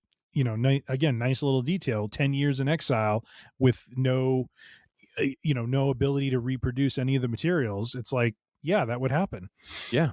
Yep. No, totally. So the other thing we've kind of glossed over here, anything else on Thrawn? Because we have kind of glossed over the other return, which was Ezra Bridger. But honestly, I think that kind of paled in comparison to the character took a back seat. Totally took a back seat. Yeah. But yeah, I mean, without getting into a lot of, I'll say this: Sabine's journey to find him, I really appreciated how between the Howler dog that she had and the Noti, those little turtle snail characters, how they got back to one of the things that Star Wars used to do really well, which is how they brought in the introduction to these different alien characters and making them feel like, through just an organic progression of interactions, making them feel like kind of real beings as you're watching the show. You know what I mean? Like, to just jump headfirst into these snail creatures and then jump right into Ezra, you know, being found would be very, you know, it just would, like, you wouldn't buy into it. You know what I mean? But the fact they took the time with the way she kind of interacted with that dog and it became kind of like her buddy in a way, to, you know, the interaction with the Noti was just like that's the fantasy storytelling I remember as a kid from Star Wars and from, you know, from some of the, you know, subsequent, like, you know, shows and, you know, like Willow and stuff like that, where those interactions are what made the magic of those shows. And I just thought it was a really interesting, you know, it was a very small part of this episode, but they did it so they used that time so well, you know, and it was very efficient that at least for me, I really enjoyed that. But I don't know, what was your kind of take on that interaction? Well, it's good because they managed to add a little bit of humor, but also I think the light went off behind you. Yep. Uncle Todd doesn't have to go home, but he can't stay here. It happens every couple episodes. That's why I'm glad I got this one light here. Ladies and gentlemen, Uncle Todd is in his basement. He, much like I am, although I am now in more civilized quarters, and Uncle Todd is, he's basically got his flashlight on. Yep, he's. I've got the light over my workbench. Yep. Sorry, but I like how they introduced. There's some humor there, but it's also humor not just for the sake of yucks, which unfortunately it feels like MCU has kind of ventured into that a little bit too. They've leaned into the humor a little bit too hard without utilizing it for narrative purposes in a way. Because you see this howler at first and you're like, oh my gosh, this thing is like a wolf, you know, times 10. Yeah. And then, like, at the first sign of trouble, it just pimps off onto the horizon. And then it keeps trying to come back like, I'm sorry. And we've all had, like, if you've never been around animals, like there is a personality. Like each animal, if you spend enough time with them, you start understanding that even though there is a breed, like for instance, you know, my wife has had several boxers, you know, dogs as the breed. And we had a boxer, you know, earlier in our marriage, and you understand that there are similarities across breeds, but even within that, each animal individual has its own personality. Like for us, I like to say, like, for the boxers are a quirky breed of dog, and for a quirky breed of dog, we had a quirky dog. Like it was like double the quirkiness. Like this dog was just almost borderline neurotic in some ways. And that's kind of what you get with this howler, that you see like, oh my gosh, there's a personality. Yeah. And it gives you a moment, and it also shows you a little bit about Sabine, because she's like, no, screw, like just her thing of like, I'm so angry, I will damn myself in order to just prove a point. And it kind of gives you an insight into her. Plus it also gives you a little bit of a break. Yeah. You know, gives you a moment to chuckle a little bit. Well, and I thought that was great. I love the way, like she browbeats him. You know, she's like, "No, you ran off. I don't want to talk to you. Get out of here." And I was like, oh. but it's so great. But it's furthering the narrative arc, and you know that there is some sort of there's a bit of redemption when the Howler does get her to where, you know, kind of she's going. But you also know that it's setting up something down the road. Yeah, you know, and it furthers a little character development all the way around. Plus it gives you, it's a little pressure relief, you know, and that's a nice moment. And again, it's something that is right there. It doesn't take a genius to do it. Yeah. It is not like, oh my gosh, only the most enlightened screenwriters. No, it's just something that a lot of people ignore just because they're so concerned about, all right, get to the next thing and this thing and this thing and this thing. So like with BSG, going back to that, Ron Moore talking about how sometimes they would actually cut action. They would cut lines, they would cut things in order to have those quiet moments, like extending a quiet moment, just sitting with a character and building that character just a little bit in that quietness, or just in a look or whatever. And he's like, we would fight for those moments. It's not something everybody does. Yeah. And when you do it, oh my gosh, the texture it starts adding.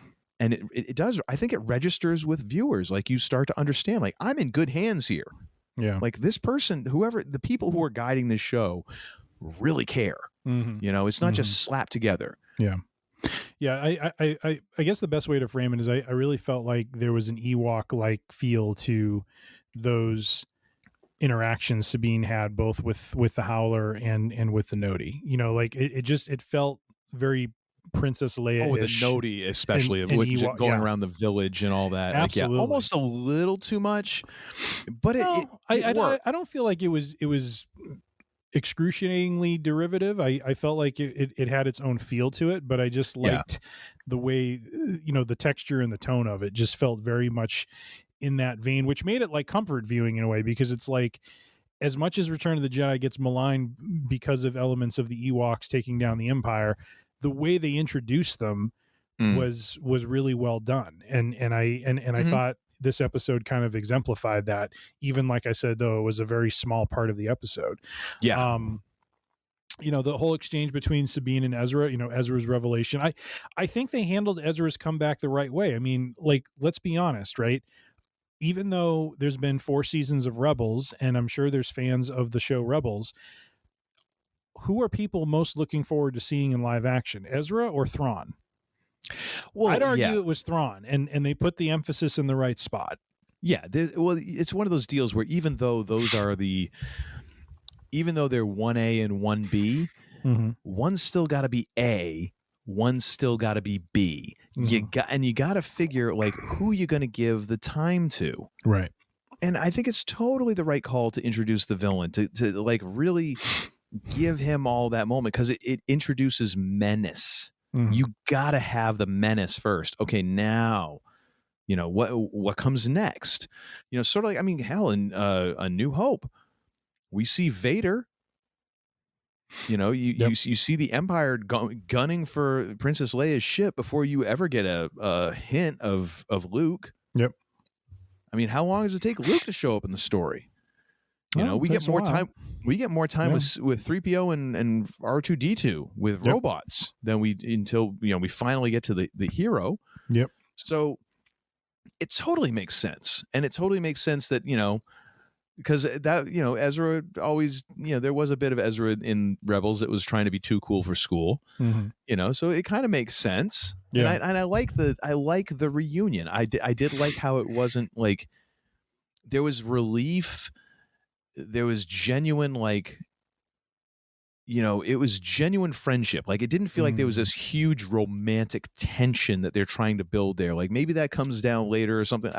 It didn't go to that. It was just two people who had been through a lot of crap together. Yeah. Genuinely happy to be able to see each other again. Yeah. And it was a nice moment. And I think they did it in a great way. They gave it a moment to breathe, and then they start introducing some some extra menace, like, hey, I can't wait to get home. Yeah. Or how'd you get here? Right. And right. Some She's like, questions. just let me have this moment. Yeah. And it's like, let's not go there. This is gonna pop up. But in this is where I feel like she's starting to understand the weight of the decision she made now, because it's like, yeah, how am I getting us out of here? And yeah, Thrawn's not just going to let us on a ship, No. So, and we got to watch out for the little turtle trailer park that we're helping out with here. Yep. So, I think it was a nice way to kind of bring him in, again, subtly and with, the right amount of, him being very optimistic, but not understanding really what the situation looks like and what it's going to become. And Sabine having that look of dread on her face of what is to come now, because she knows how, she knows she has to figure out a way now for them to get back. And, she's not sure how that's going to happen. So see, this is why I think that I think that we're not going to get a lot of Ezra. Yeah. I don't think we're going to get a lot of development for Ezra, because the way that I look at this is like the way that this is lined up. I'm not trying to fantasy book 7 and 8. I'm just trying to kind of look at like, okay, what do you got on the table here, and how do you bring this to a close? Of course, with a cliffhanger, I'm guessing, because you're not wrapping this whole thing up in 2 episodes, especially if you're going to continue the story. Well, you got to have Ahsoka getting to this planet. You've got to have Thrawn kind of learning a little bit more, and then you're going to have some sort of confrontation with Baylan and Ezra and Sabine and Shin and all that. I don't think you get a ton of character development from Ezra. I think it's going to be very much like he's going to be all of a sudden going from like, hey, yeah, I'm just hanging out here in my little caravan park with all my little alien friends, to what the hell's going on? Yeah. Yeah. And almost like trying to catch up sort of thing. And I think that could be a very interesting story of like the race to the end of episode 8, and that moment of like, oh boy, we are screwed. Yeah. Like, and that's kind of your end of Empire moment. I feel like 8's got to end with Thrawn getting back to the OG galaxy. Oh, like, totally. It's got to be that. Now, in the interest, I think he meets up with those I think he meets up with those other the admirals and captains who are in that little hollow conference with Moff Gideon. I think that might be the thing of like, in the interest of the real and Jabroni. I agree with you, but it's going to be at Mount Tantus. I got a lot riding on Mount Tantus. I don't think it's going to be. I don't think that shows Mount up. Tantus. Mark my words. Okay, Mark my words. And the other part of it too is it feels like inevitably it's got to go to some kind of face off between Baylan and Shin Hati against some combination of either Ezra and Ahsoka or Ezra and Sabine, or maybe all three of them, Ezra, Sabine, and Ahsoka. That there's going to be some face off between them, but ultimately, yes, that they're coming back again for real and Jabroni. I really want to see Thrawn reach out to Mon Mothma as if to say, "Nah, I'm back, baby." That'll just guarantee me the bourbon. So I got some things riding on this, and I just want to say I'm really hoping that they pan out. Mon Mothma, what do you plan on doing about my return to the galaxy? Indeed. Well, Thrawn, it doesn't matter what you plan to do. My Enoch will take care of you. Here, Enoch. Yes. Yeah. Stop playing with Howler. Can't do a digital voice, but you don't know where he's been. One last question before we kind of wrap this up, because I think we've adjudicated this episode to the nth degree. Oh yeah, we haven't talked about what do you think is the cargo being loaded into the Chimera? So here's an interesting thing, because going back to the original Heir to the Empire series, the books, by Timmy Zahn there. It talked about what was it, the Outward Bound or Outer whatever, the mission with the Jedis going out into the void, and that was where Jorus Sabath. Yeah. Who then became Jorus, because we have to just double up the vowel. I wonder if we're not dealing with something that ties into that is going to head into the cloning aspect of that. I wonder if that's not what we're dealing with, that that's where the whatever that mission was landed in Dathomir, territory or whatever. Because I don't know what else. I mean, what is it? A bunch of like Night Sister, like bunch of witch corpses? I mean, maybe. So Morgan Elsbeth kind of gives a little bit of hint, because she identifies that everything's coming out of catacombs. Yes. And she says it's going to take 3 rotations, which is their parlance for 3 days. That's a long ass time. Which means that there's a lot of stuff coming up. So at first, again, selfishly, got to do my stone cold hands here. Selfishly, real and jabroni. I was hoping it would be, and still hope that it is some part Salamiri, that he has found these force negating creatures and will leverage them in some way, shape, or form when he returns to the galaxy. However, what kind of shoots a hole in that a little bit is, again, 3 days worth of Salamiri seems a bit too much. And coming out of catacombs where you normally have bodies. Fair enough. Corpses, now, if you will. The other way to look at this is if we view the Night Troopers as truly being an army of the undead, that Thrawn is basically whatever compliment came with his ship to Peridia when the Purgle took him is basically no more. He is really the only survivor that is left, and it is really the dark magic of the Great Mothers who have given him an army. That's a big old army if you're doing 3 days worth of catacombs of bodies. So true. Kind of a different flavor of what you're saying, where it could be a cloning thing, but because one of the things that an article I read pointed this out in season 3 of Mando, when they had the Shadow Council talking, one of the things they mentioned when Pelion brings up Thrawn is, what kind of army is he going to have? Well, he's going to show up with a massive army of essentially undead stormtroopers who can then fight on his behalf to help him basically take back rule of the galaxy from the Republic. So are we dealing with zombie? I mean, are we heading straight into zombies? I say it as a potential. I don't claim to really enjoy that idea, because I've seen this play out in Game of Thrones. Like, this was essentially the last season of Game of Thrones, the night of we know how that all went. The army of the dead coming and invading the mainland. And it all being driven by magic that once that soul magic source is destroyed, destroys the entire army. They haven't revealed anything, so I can't sit here and say I'm disappointed if that's where they go, but I don't know how excited I'm going to be about that. I really was kind of hoping that, maybe it's used to seed the army, and he's, like I said, if he goes to Tantus and starts cloning, kind of takes a little bit of what you're talking about, starts cloning some of these people, maybe we end up with not just an army of zombies, but, we have some undead and some, individuals from this planet that he ends up cloning up and accelerating into, active members of his force. I don't know, but I want it to be the Salamiri, but unfortunately I think there's just way too much for it to be that. I would agree. What do you think it is, as he's looking around at the spider, who I think is now doing an aerial assault upon him?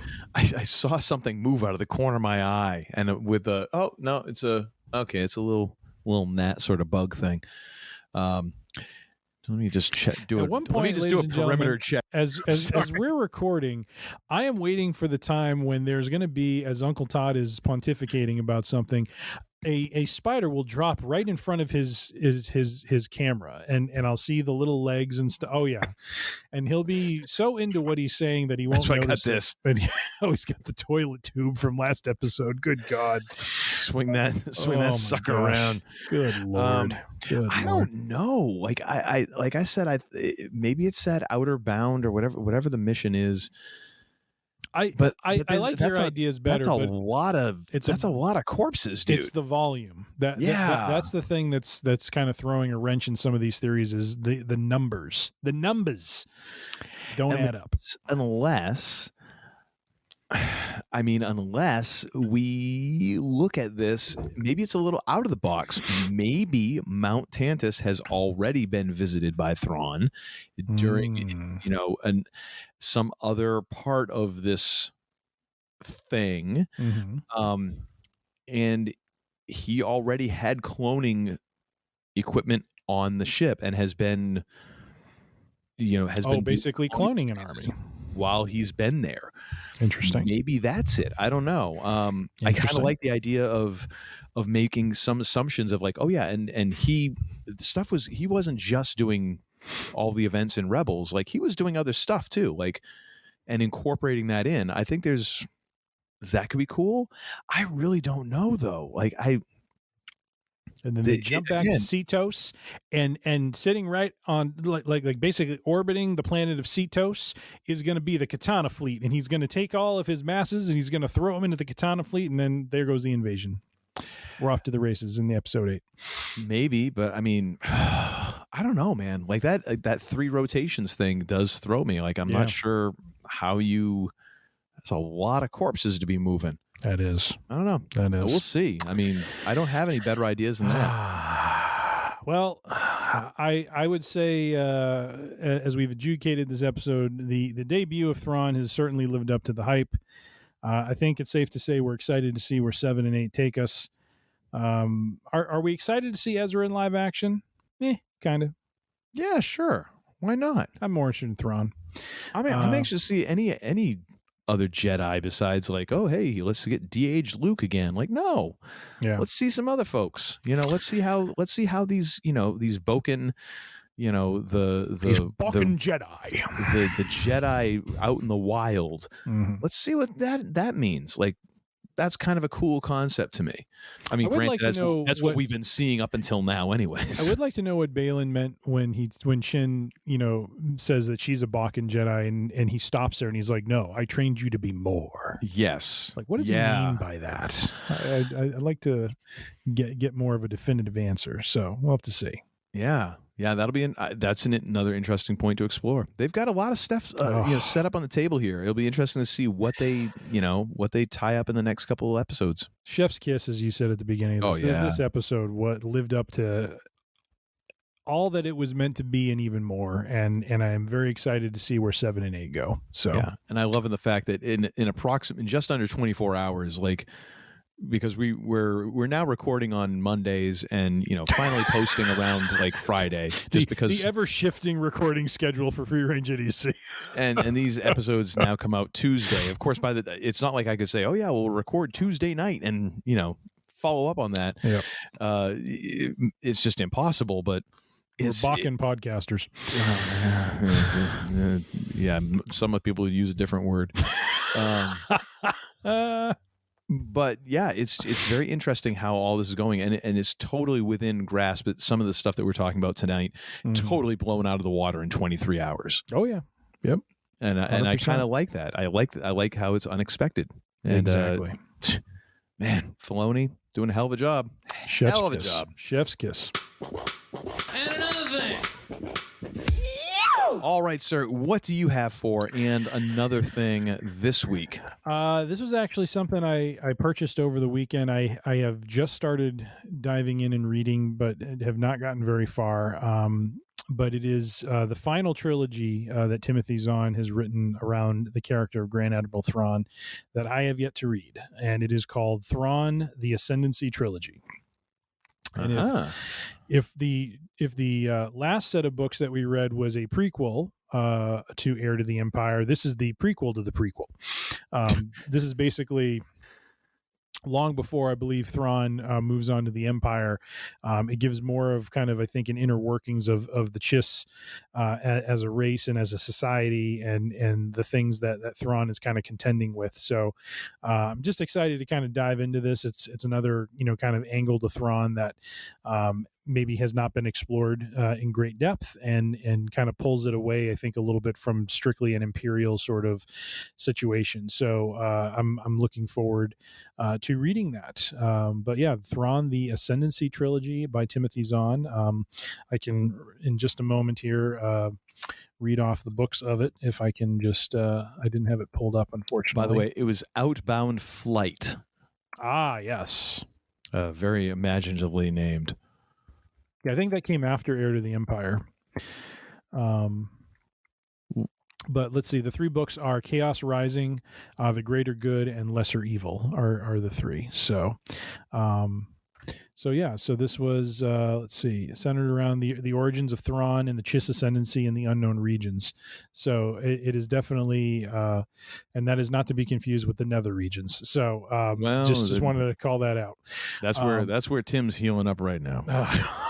Will you stop? Well, Good Lord, it's not a little thing to have your groinular region poked and probed and used as an entryway. Just stop it for electrodes. Just stop it. Oh my gosh. Anyways, I didn't even get into that orderly snuggling with you after as you were coming out of. What is your and another thing, sir? Good God Almighty. Well, my and another thing. I'm a very much a in the bag, as I've said before, for Katie Sackhoff as an actor, and of course for BSG, but also for the show Longmire, which great. I forget where it started out. I think it was on Bravo or one of those networks, and oddly got canceled or dropped when it was one of their highest rated shows, which was odd. And then Netflix picked it up for the last few seasons and brought it to a close. And then there was a lot of rumors that Netflix was bringing the series to a close so that they could do a series of movies rather than just, a series of episodes, which probably is like a money saving scheme or something. However, the series I thought was fantastic. I'm in the middle of another rewatch of it right now. And, I realized, hey, I probably ought to read the book series that this show is based off of, just for something else to read. Because the last couple of books I've decided to pick up kind of have bombed and stopped me in my tracks. So I'm like, maybe a good, couple mysteries will kind of jolt me into more reading. So I started reading the first book in the Longmire series, The Cold Dish, which the Longmire books are written by Craig Johnson. And really good. It's very interesting coming to the book after the series because there's a lot of similarities, but there's also a lot of differences. So I'm finding it interesting that there's some things I'm like, I kind of like the series better, or wow, this is kind of cool. That I can kind of meld this into my own head canon, sort of thing. But it is very interesting because I tend to. Reading books, I tend to, especially biographies and things like that, if I know the person pretty well, I tend to hear their voice as I'm reading the book. So when I was reading Keith Richards' biography, I was hearing it like Keith Richards sitting there talking to me, which is really kind of funny. Same with Bruce Springsteen's autobiography was basically the boss just talking to me over the course of several hundred pages. And so as I'm reading this book, I'm hearing the characters from the TV show, even though they might be described differently or whatever. That's kind of just how I'm picturing it in my head. But it's a good, fun, kind of quick read.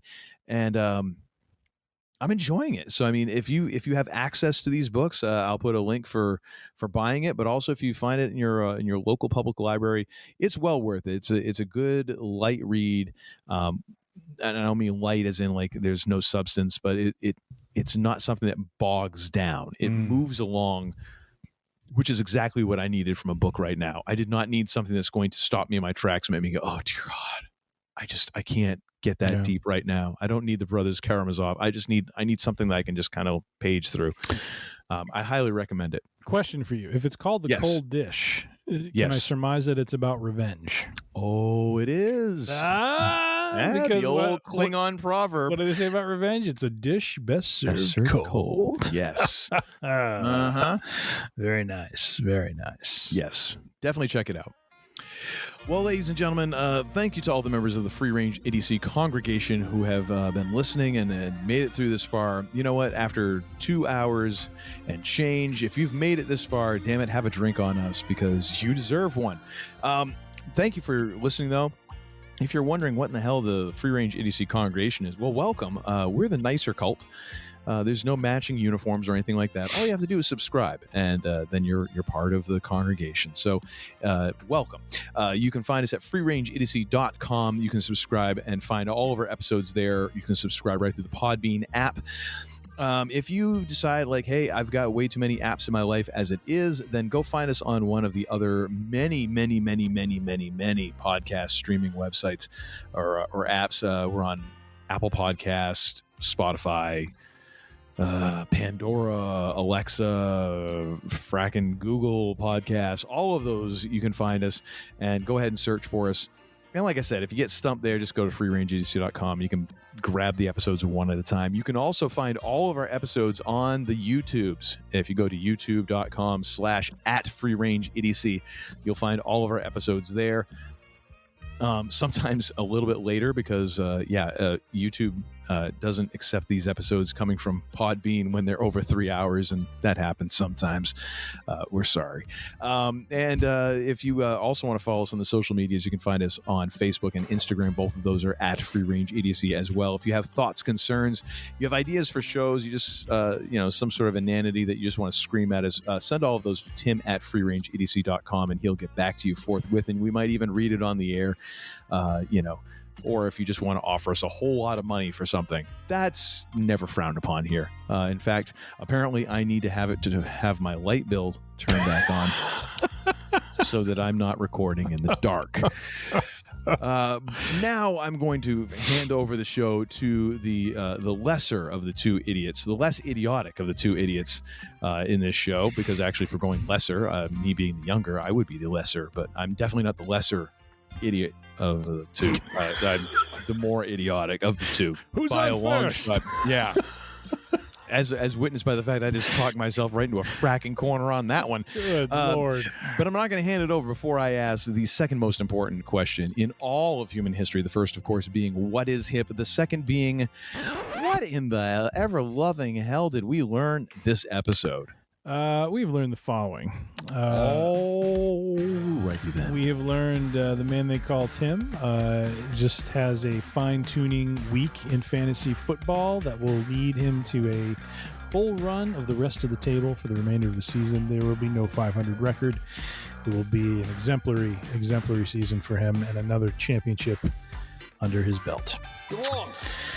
We have also learned that Westworld, we're a bit bearish on that coming back as a movie. I think we need to give it some more space, some more time, a little more creativity around maybe a different sort of angle on that one. So please hold off on that, whoever is trying to drive that.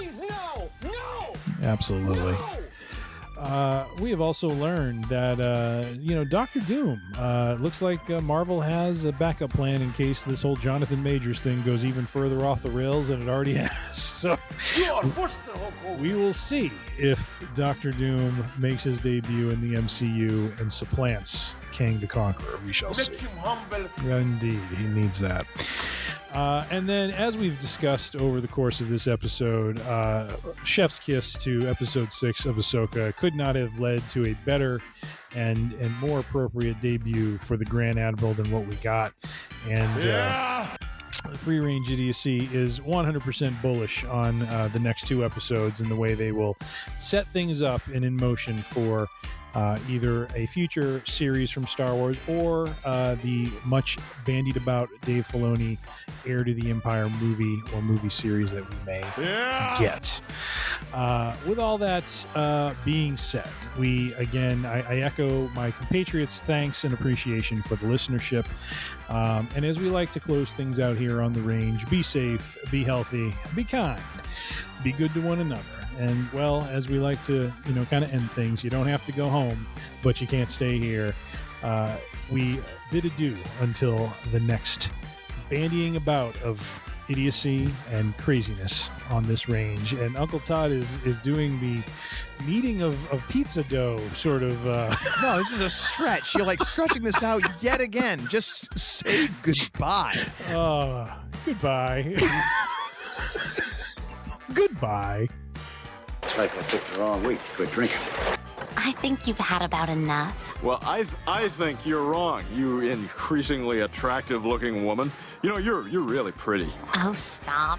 No, I'm serious. You could be in magazines. You could. And not just like Jugs or Creamsicle. Call me. She won't call. Oh, here's a pleasant sight. Cirrhosis the Wonder Dog. I'm not drunk, all right? I just have a speech impediment. And a stomach virus. And an inner ear infection. Damn! You're such a disappointing pair. I prayed so hard for you. Get out. And don't come back until you've redeemed yourselves. Dear sweet Or God. should I go back to my other gimmick of, turning the lights out because And you as my uncle- literally have the lights turned down where you are. As my Uncle Elmer used to say, you can't fiddle a stick, but you can stick a fiddle. I don't know what that meant. He was in the home at the time. So, he mostly just kind of showed us his belly button lint and played with his earwax. But hey, he was a nice man. Up until that time, he took a stick of dynamite and, well, the lunch cart never was the same after that. What was I talking about again? Oh, yeah, we're doing a podcast. And did I ever tell you about this time that I was in 6th grade? I forgot about one other thing we've learned. That No, you haven't. No, the man we're done. they call Tim loves the steaks. Uncle Todd loves the chili tots. I'm just saying. That's nothing new. Everybody on this planet knows that you love steaks. No, I don't know that everybody does. I think there's still a part of the population that's I'm sorry. interested There's in someone it. in like Zaire who hasn't heard it. Yeah! And can we get one more glorious? One more glorious. It was wonderful to have that brought back into the rotation. Last time we were giving shout outs and now I'm taking requests. Like, oh my gosh. First I was afraid. I was petrified. It's the same chord. It is. There it is. No, I won't give in. I won't give in till I'm victorious. Glorious return of the Grand Admiral. I will defend. There it is.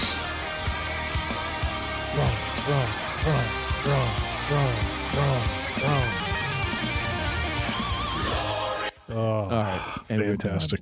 Fantastic. Now get the hell out of here!